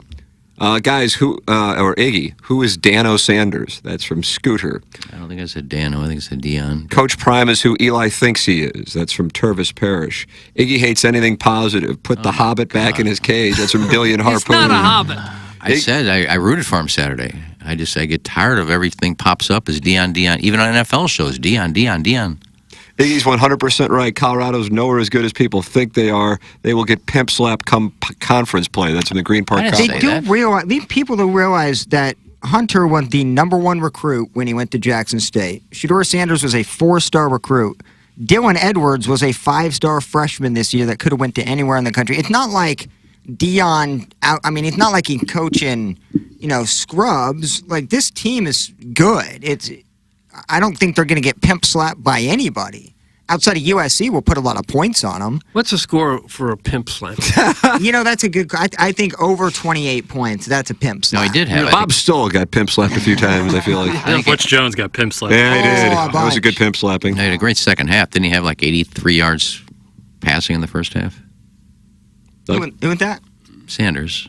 Oh, I don't. Yeah, Nebraska kind of hold him to it and ended up with like 395, I think. And I didn't agree. I knew it was going to come, but you saw on Twitter after the first half, yeah, Heisman hopeful. He sucks. No, he didn't suck. But he didn't really have a great first half. Turn it on the second half. Yeah, that's good coaching, I guess. That's all that matters. Turn your team around. But longer the game goes, the more likely the better team is to win. And I do like his interviews at halftime. He's very polite, but he always has some kind of quip where I forgot who was doing the sideline said, so 2-0, and can you keep this going? He goes, did I stutter? Were you not paying attention when I said, we coming? Guys, I hate all the attention Prime is getting. Now, let me tell you a story about Billy Andrade, apropos of absolutely nothing. That's from Flip Wilson. Well, actually, it was apropos, because we were talking about a guy that said he can make every cut on the LPGA Tour, and I asked Billy Andrade pretty much the same question, so it was apropos. We don't talk enough about Billy Andrade on this show. Yeah. It was supposed to be in the third segment. I was surprised it came out so early. I tried to get him on Thursday, but he said, I'm not coming out there. I don't have to tee off till this afternoon. All right, we'll break here, close out the 8 o'clock hour at 9:27. We have the Design Air Heating and Cooling email today coming up in 20 minutes. Jackson and I will just deal with it down there. I don't know what the problem is. I just know it's not good. Taylor Twellman will be with us coming up at 10:30 on Balloon Party. Send your emails in for the Design Air Heating and Cooling email today, the morning after at InsideSTL.com. This is the Ryan Kelly Morning After from the Michelob Ultra Studios.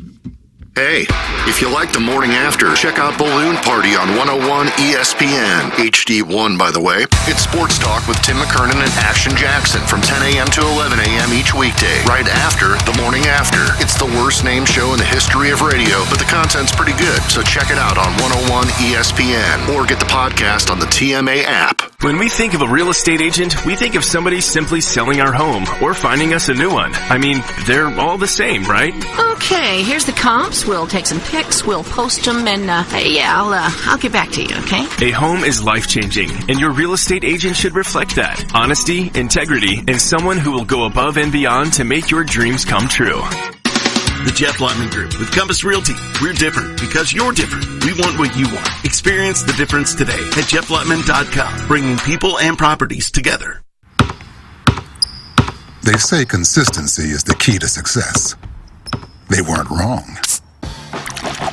So how about grabbing a beer that's consistently smooth, consistently refreshing, and consistently light? You might just find that the road to success can be pretty enjoyable. Michelob Ultra, the perfect balance of taste and refreshment, and only 2.6 carbs and 95 calories. It's only worth it if you enjoy it. Enjoy responsibly. Anheuser-Busch Michelob Ultra Light Beer, St. Louis, Missouri. Do you want to support the EDF Group as a sponsor of TMA? Well, it's real simple. Do you have a fire extinguisher where you work? The answer is yes, you certainly do. So, please email the EDF Group at fire@theedfgroup.com so a technician can come out and explain to your team how the EDF Group can save your company money. Again, that email address is fire@theedfgroup.com. The EDF Group is hot and will prevent your facility from having hot fires. Experience the EDF Group difference. Learn more at theedfgroup.com.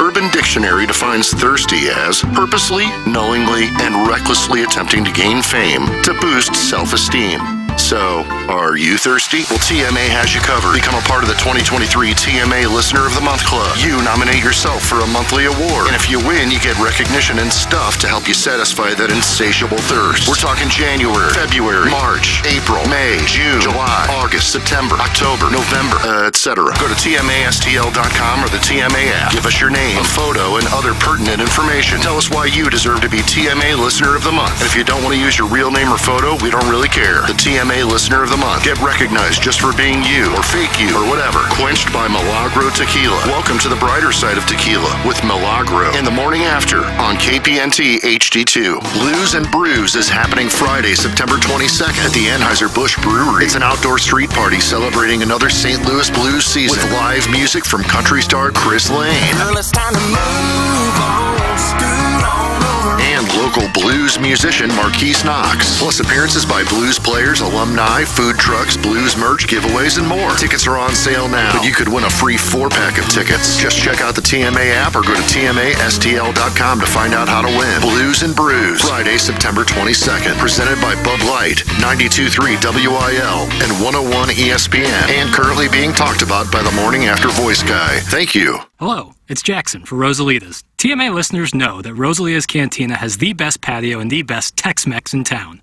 From tableside guac to piled high nachos, the amazing menu at Rosalita's is full of classic Mexican dishes. Plus, it's always time for a margarita, and Rosalita's has the most delicious house and specialty margs in town. Enjoy happy hour specials Monday through Friday from 3 to 6, and let Rosalita's cater your next event. Check out rosalitascantina.com or visit the downtown or Apparel location today. Time to get your fiesta on at Rosalita's. Hey, this is Tim McKernan. I am here with a wonderful sponsor of TMA, and that is Longo Biggs Injury Law Firm. And this is something that I experienced, as a matter of fact, years ago. If you get a call from an insurance agency, if you were in an accident, they are not necessarily working on your side. Isn't that right? Yeah, Tim. I mean, in almost every case, there's going to be an insurance company involved. You know, they typically insure whoever caused the injuries to you by the person or the business that caused it. And unfortunately, from the moment your case begins, the insurance company is actually working against you, trying to minimize their payout. You might get a call from somebody who seems like to be a really nice person who's just trying to see how you're doing, but their goal is actually to get some information out of you to turn around and use it later to show that you're not as hurt as you actually are. Insurance companies have specialized systems and thousands of workers who follow a playbook to pay you as little money as possible when you're hurt. This is Doug Biggs, and my injury law firm hates insurance companies and their deceitful tactics, and we'll make a fair fight out of it. Visit our website or Google Longo Biggs Injury Law. The choice of a lawyer is an important decision and should not be based solely upon advertisements. With the fall's cool weather upon us, we hope you'll let Lee May Concrete Block help you with all your landscaping projects. We have been a locally owned and operated manufacturer since 1947, priding ourselves on the quality of our products and the customer service we provide. Lee May Block offers a complete line of fireplaces, outdoor living kits, decorative retaining wall blocks, ready-mix concrete, masonry block, as well as concrete parking curbs and air conditioning slabs. Please come visit our showroom off South Broadway at 326 East Courtois, or visit us online at LeeMayBlock.com. All right, here we go. Here's something new. Announcing the first ever TMA Hit and Giggle. Brought to you by Michelob Ultra. It's only worth it if you enjoy it. Benefiting the Megan Meyer Foundation. Friday, October 6th at Family Golf and Learning Center. It's a 9-hole par 3 tournament full of threesomes. Oh, geez. And it's a walking course, so if you're a walrus, start getting in shape. Your $55 ticket includes 9 holes, beer from Mich Ultra, and lunch or dinner depending on your tee time. Plus shipping and putting contest for our degenerate gamblers. You'll also get to see Iggy's Long Drive Challenge. Brought to you by Souder Appraisal. Can he hit it 210, 220, maybe 223? Who knows? But it should be a fun day no matter what. The first ever TMA Hit and Giggle. Brought to you by Munganess, St. Louis Acura, and Alton Toyota. Better than ever for you, their customer. And Family Golf and Learning Center. They make St. Louis better at golf. Visit FamilyGolfOnline.com. Tickets are on sale now. Get all of the Hit and Giggle info now at TMASTL.com.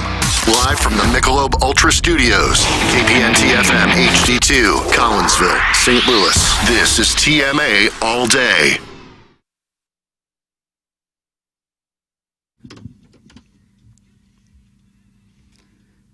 Did.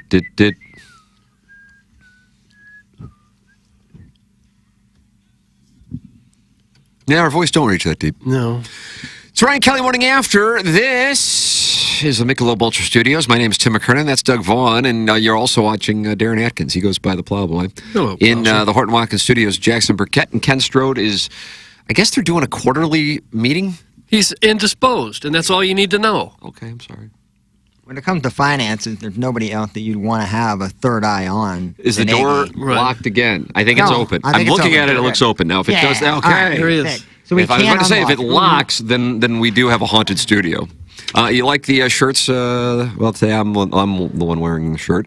You can see the shirts we've been wearing on YouTube, and if you're watching right now, you can get these shirts at TMASTLshop.com. Everything is 10% off. Doug, this has the gateway to the West. Looks like it. Which is the gateway to the West. The best football team. Oh, football. Along And with the TMA written on it. It's in black. You can also get it in a hoodie. And it's all available for you at TMASTLshop.com. Design, Air, Heating, and Cooling email today is coming up in about 10 minutes here on the radio program. Send your emails in the morning after at InsideSTL.com, and you can win the Design, Air, Heating, and Cooling email today. Illinois Recovery Center is the new premier inpatient substance abuse facility in Swansea, Illinois. When it comes to the disease of addiction, getting help should not be as difficult as it currently is. The Illinois Recovery Center's mission is to be the receiving hand in the community. When someone seeks help, the IRC delivers a comprehensive system of care that welcomes both the individual struggling and family alike. If you or someone you know wants to learn about the Illinois Recovery Center, please call 888-472-9559. That's 888-472-9559, or email info at IllinoisRecoveryCenter.com. Doug, do we have time for this story? We do. A candidate for the Virginia House of Delegates. What's a House of Delegates? Is that what they have there because they're a Commonwealth? Is that the deal? I guess. Yeah, it's like Parliament. Performed sex acts with her husband online and asked her virtual audience to pitch in with tips, the New York Post has learned. Tips. Susanna Gibson, a mother of 2 young children, who is running in a competitive race to represent District 57 in Richmond, showed quite a bit more than skin on the adult streaming website Chatterbait, according to screenshots of archived material reviewed by the New York Post. The 40-year-old nurse practitioner hosted more than a dozen of the live romps with her husband on the platform, which was then posted to a publicly accessible archive on the website Reekerbait. Reekerbait? Reprobate. Yeah, it's kind of like when I go look for these OnlyFans leaks. Oh, it's kind of one of those sites where they steal screenshots and videos from other sites. Oh, so you're familiar with this other porn site? I haven't heard of that one, Reekerbait, or whatever it's called. Okay, but there's like sites that will post stuff that they steal from other sites. So, after she declared her candidacy.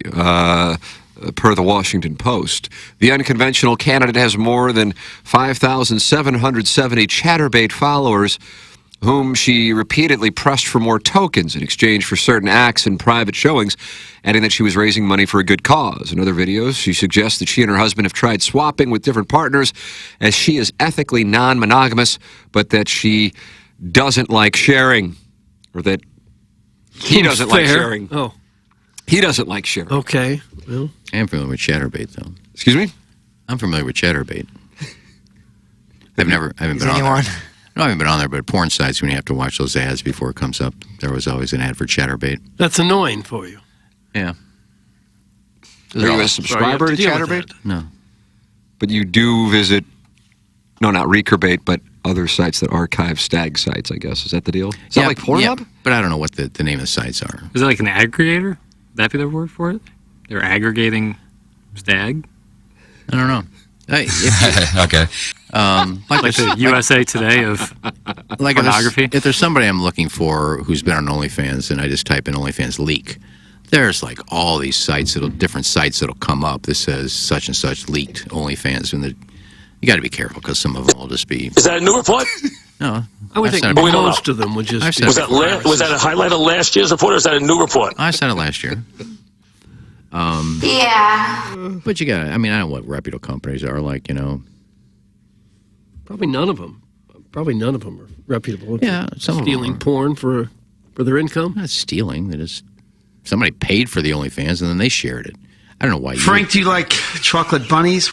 Oh. Yeah, I don't know why you do it. If I belong to a site and I got something, I would say, "Oh, I'm going to share her stuff for free to somebody else." I paid for it, so everybody else should pay for it. Okay. Nice little Redunculous. Well, I guarantee after I said that I found some girls, that are on Instagram that I found their OnlyFans accounts, I guarantee you people have gone and typed in such and such leaked OnlyFans. Can we get on with this story about the India? I was asked a question, I answered Can we it. wrap Maybe a little that? longer than I should have, but I answered it. All right. Gibson often thanked her viewers after the tokens arrived, and her husband, a lawyer, in at least one case, echoed her requests. Chatterbait's terms of conditions state requesting or demanding specific acts for tips may result in a ban from the platform for all parties involved. In a statement to the Washington Post, Gibson called the publicly posted videos, quote, an illegal invasion of my privacy designed to humiliate me and my family. She's hired an attorney and told the outlet that the archive videos violated Virginia's revenge porn law, which makes it a Class 1 misdemeanor to maliciously circulate sexual images or another person's nudity with intent to coerce, harass, or intimidate. The lawyer cited a Virginia appeals court ruling in 2021 that it was illegal for a man to secretly record his girlfriend during consensual sexual encounter, even if the video was never shared with others. They are working closely with state and law enforcement. So that is the situation in the Virginia Doug. It's not the House of Representatives, it's the Virginia House of Delegates. Okay. The way that law is stated, though, if you prove that I never dated this girl in my life, I was never a boyfriend or a husband, so it's not revenge.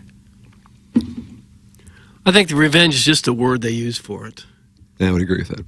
You can't post naked pictures of someone that's not yourself. Unless this guy paid for that site, then I would think technically don't I own it? I'm paying for it, so I got it. I would say that wouldn't go very far in the courtroom. That if you paid for the image, that you can then circulate it. Right. It's like if you buy a DVD of a movie, you can't just put it up on the internet. That was piracy. Naked bodies. Yeah. Is it Jimmy Ballgame? That's a naked guy lying in his bed, I think. Is that on a broadcast? I don't know if that was at a Cardinals Marlins game or not. Killers.ha. Terrible team, by the way. KG's still sideways about it. Because the guy who had more money than anybody in the league times 100 didn't pay the entry fee. Put this pervert down! I've seriously had enough of some pouts, Lenai. Come on, pout. What am I a pervert about? We're reading an article about a girl that has sex on a website. Well, you're an expert in the pornography industry. So I'm giving you. You think nobody out there listening watches porn? I'm just helping. I'm helping you out. The first one I saw was very popular on Instagram. Get in the car. Oh God, that's a bad advice there. No, it's a girl that likes working on cars, but she'll post pictures. She'll post pictures her and her hot rods in the cars that she's done, but it's always in a thong or something skimpy. It's like Rosie the Riveter or something. Sounds like it to me. She's gorgeous, and I found her on OnlyFans and topless, bottomless, all kinds of Speaking of porn, I did find Katie Cush coming out with a new movie with Mr. Cooper called Twerknado. It's just a porn. It looks like it's a play on Sharknado, but it's a porn, so... She's surrounding There's herself that. with the right people. She was in a picture the other day with Cherie The DeVille. right people. Cherie Being DeVille. those who haven't been convicted She yet. really is blowing No, the Cherie F DeVille, up. Alex Lynx. Who's married to Small Hands? Doug. She has a podcast, a lot of tattoos. Bonnie Joanna Rodden? Angel? No, Bonnie Rodden? Joanna Angel. Joanna Angel. Yeah, she was in a picture with all these girls doing some stuff. So you surround yourself with these big-time stars. And look, followed by Maddie Dreads. Huge star. Right after we interviewed her, she blew up. 100,000 more followers after the interview, Doug. Really? Yes. That's what Pepper and Genie will do for you. 100,000 more. Dogtown Ty has sent an email in and says, "Hey, gentlemen, is there an actual trophy I need to come pick up, or you guys are just making this up? There is an If it's actual real, trophy. I'll be out there this way later this week. Oh, You yeah. just ask your front desk lady for it. Thanks again. It was a fun summer playing these matches. That's from Dogtown Ty. Yeah, it's 3 feet tall. Almost. When I we want to go leave play here, Dogtown Ty. when we leave here today, I'll go put it in the front desk, and you just pick it up. I think we'd have a good battle. Doug, he's trending. Is he? He really is. See the drone guy? Yeah, he is. Flying Sibian. Yeah. Dogtown Ty's Flying Get it Sibian. right, it's the Flying Sibian. And that Kevin Roth. We asked if you chopped the pot. Could you answer that question? Let's see. I do not see an answer on that. Jackson, do you know if they chopped the pot? I don't think they did. I think Wow. Dogtown So Ty- that 19th hole, there was $2,500 on the line? I think he said That is real. I think he called in prior to his final match before his opponent was decided because they haven't played their match that he was not on board with a chop and wants a full sweat. If my Whoa. memory serves me correctly. That's legit. Yeah. Which, you know, Doug, one of the keys in the game, I think I said this to Jackson, one of the keys to the game is to find yourself comfortable in the spot where your opponent is uncomfortable. And if Dogtown Ty has mastered that, I think he's going to be on the tour soon as a 5 handicap. A lot of 5 handicaps There out there. are probably none. Just have good days. Oh. How about they chopped a little? Well, okay. Stephen, 1 Cardinal Way, please call in so Iggy will shut up. That's from Beer Cats. That's the Milagro Tequila Lister of the Month. Well, from somebody important like you, we'll go ahead and listen for that. You're at Loggerheads with Beer Cats Absolute now, too? drama. He's just... How many people were we at Loggerheads with? He got Beer so Cats, Joe, Steve and Wildwood. it's actually funny. There's an email about that today. There's too many. How many others? I had That's to block, 3. I had to block like 4 people over the weekend. KG and O-Town. You're not on the fan page. No, I get screenshots. So you get screenshots and then go block those people that you I see? don't ask for screenshots. No, They no, just I get come that. in. Block them. And I say, well, I guess he doesn't like me. One person I was really kind of alarmed by. I mean, I've got DMs from this person that's asked me for help in the past with charity events. And I've helped them. I said, sure, just give me a call, whatever you need. And they called me vile, a pervert, a piece of S. Oh. Wow. All because of some comment I made. It was a tongue-in-cheek comment when I posted last week. And I didn't say sources. I said, I've heard from a few people that Guns N' Roses is canceled tonight. That's all I said. Yeah. I didn't know for sure. Yeah, sure. And then Swope post, as Swope always wants to do, respond. This is on my Facebook page, by the way. He responded, Katie Cuck had that first on the fan page. And it was a tongue-in-cheek response. I said, did she bang Slash? Oh. I mean, she got the information. Just kidding. Well, it turned into me bullying her on the fan page. Oh, gosh, stop your bullying. But you weren't on the fan page. A screenshot I saw. Somebody sent me the screenshot. But I said it turned into bullying her on the fan page, but you weren't on the fan page, right? No, they took somebody, as I don't know, they do it all the time, took something I put on my personal page and put it on the fan page. And so they saw it. Somebody so the took what I discussion said. was on the fan page that you were bullying her. Yeah, by that comment. I said, well, we've all had fun with this we've had fun with this thing for over 2 years now. I don't know why all of a sudden it's bullying, but whatever. But it was odd that this one person called me all those names after they've asked me for help in the past for golf tournaments and Block charity him. stuff. I'm not going to block him. Block him. Just find it odd. You did block the person? Not that one, no, because I gave her, him, her, they, What in the a world? chance to respond to it. You don't know if it's a male or female? Well, he's not on the fan It could page. be. I mean, there's so many fake names on there, you don't know. But anyway, I gave them a chance to respond to it. Probably not a girl. Girls don't do a lot of trash talking, do they? There aren't any girls on there anyway, but a couple. Anyway. So the Mount Rushmore of people you're sideways with, I've got it. Beer Cats, Joe, Stephen Wildwood, KG and O-Town. Is that the Rushy? I don't know. Oh, I think Swope's in there. Yeah, Swope's. Doug, are you sideways with anybody? Swope's jumping up the list. I don't really think you are. No. Well, that's because you block everybody. Yeah, I haven't blocked anybody. I don't look at it enough to be offended by anything.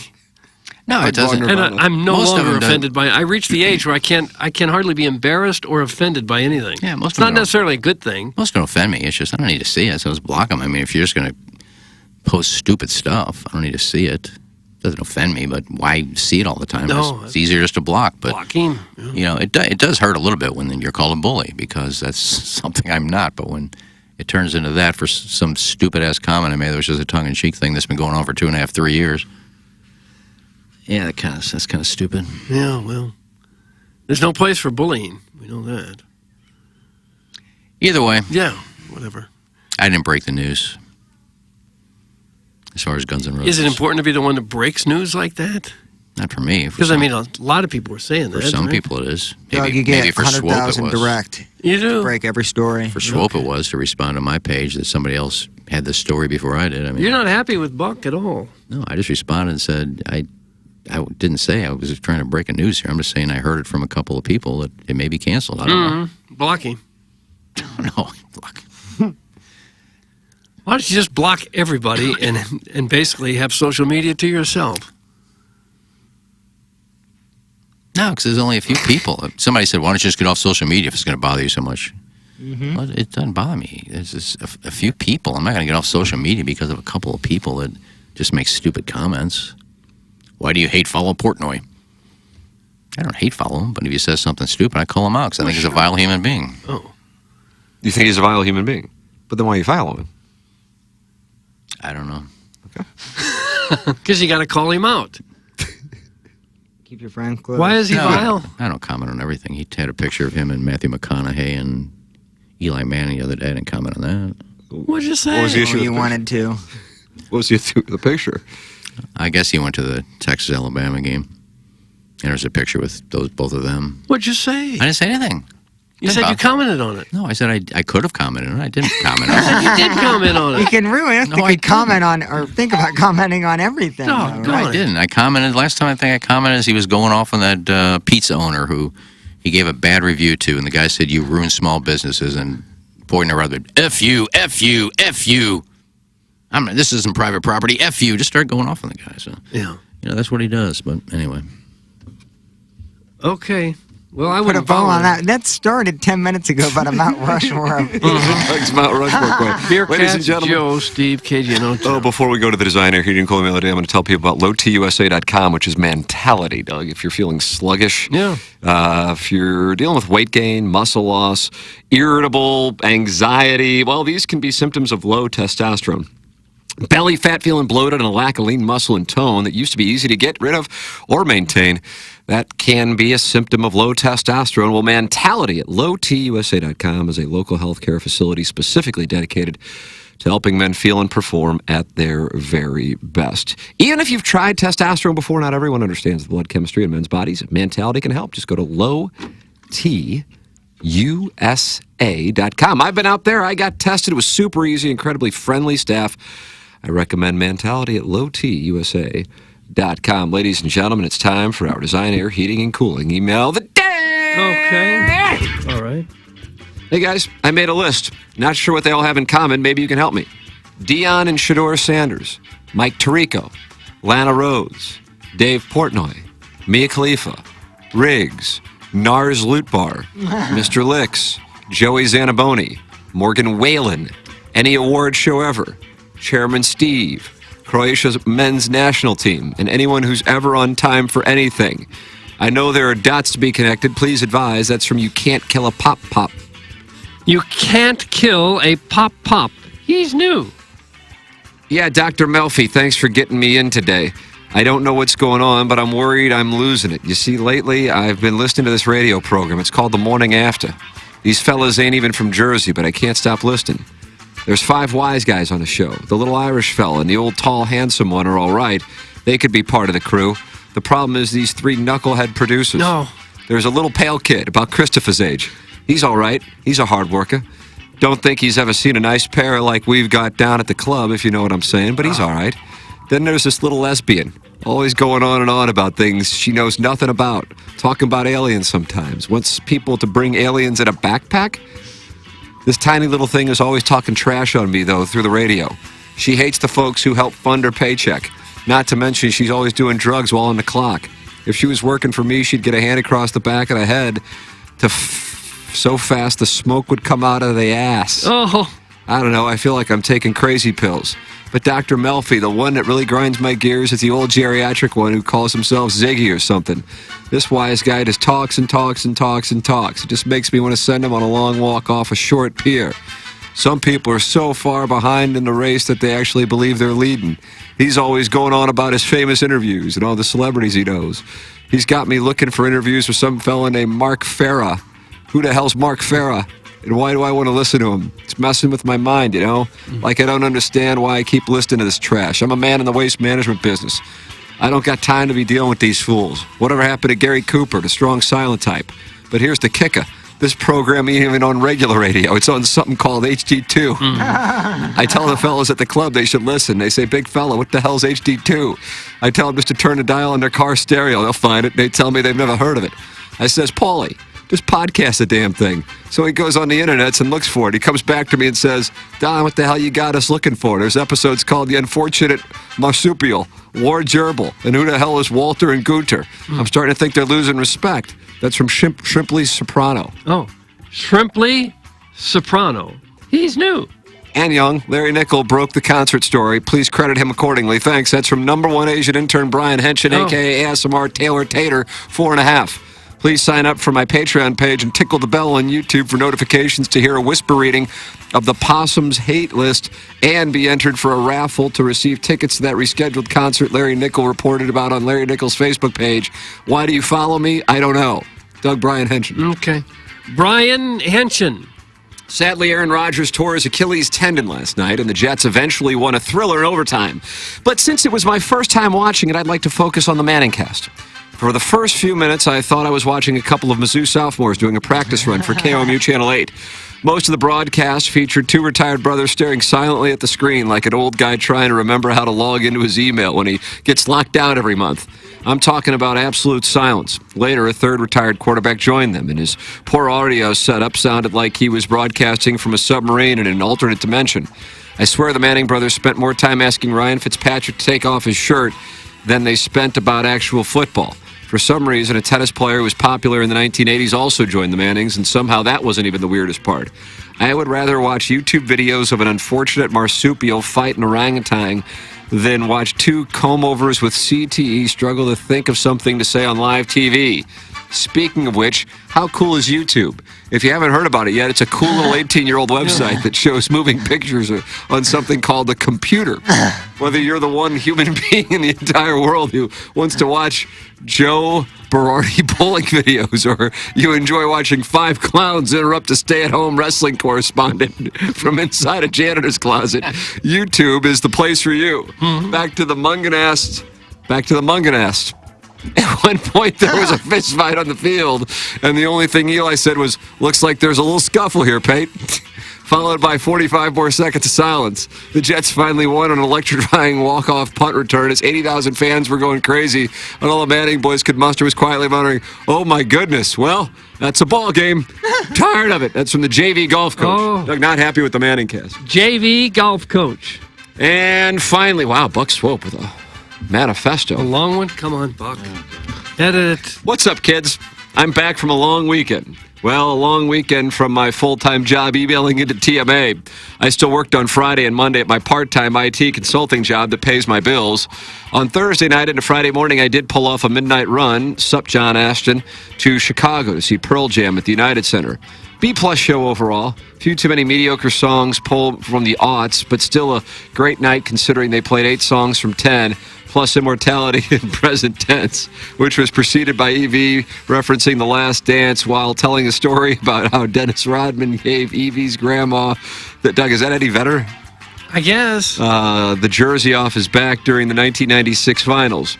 Pearl Jam ended up canceling Sunday's show in Indianapolis due to illness. Apparently, Eddie was making out with Axl Rose in some pansexual speakeasy for surviving 90s rock icons, and one gave the other mono, or maybe they both got it from Robert Smith.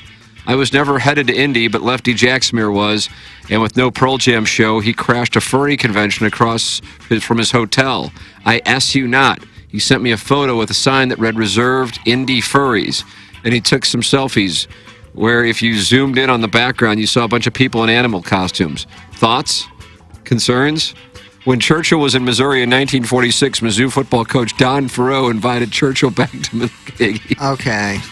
Don Farrow invited Churchill back to Missouri later in the year for their game in St. Louis versus the Billikens, who had still had a team. Churchill declined, citing how the Dome was such a trash stadium, but said he might get back if the Cardinals made the World Series. Churchill then asked Farrow which member of the St. Louis Cardinals he'd like to have an MMF with. Farrow went with Harry Breachin and advised Churchill to search the Harry the Car OnlyFans leak and check out that wrench. Doug got some buck swope. Gosh, it was a long little email, Buck. I don't think the payoff was even close to worth it. So we have the Design Air Heating and Cooling email I think the it's day. between Buck Swope and JV Golf Coach. I'll go JV Golf Coach. Yeah, it wasn't between anybody. It was JV Golf Coach. JV Golf Coach is shipped. The Design Air Heating and Cooling email of the day. Bill. How many's he got now? 4. Four wins already in September. On September 12th. Nice. Big month. I think he had 6 tickets to Guns N' Roses from last week. And it got canceled, as first reported by Katie Cook. Well, I think somebody said Larry Nickel. I read that on Rolling Stones. Katie Cook broke it. Oh, yeah. No, they just say postponed, so hold on to your tickets. There you go. Well, cancel. Now switch on over to 101 ESPN. Maybe the YouTube's back up. Hell, I don't know.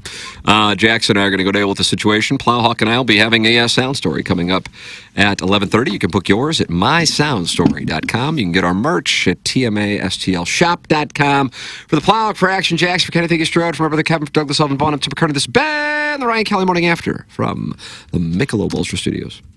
Now, back to the Ryan Kelly Morning After. KPNT.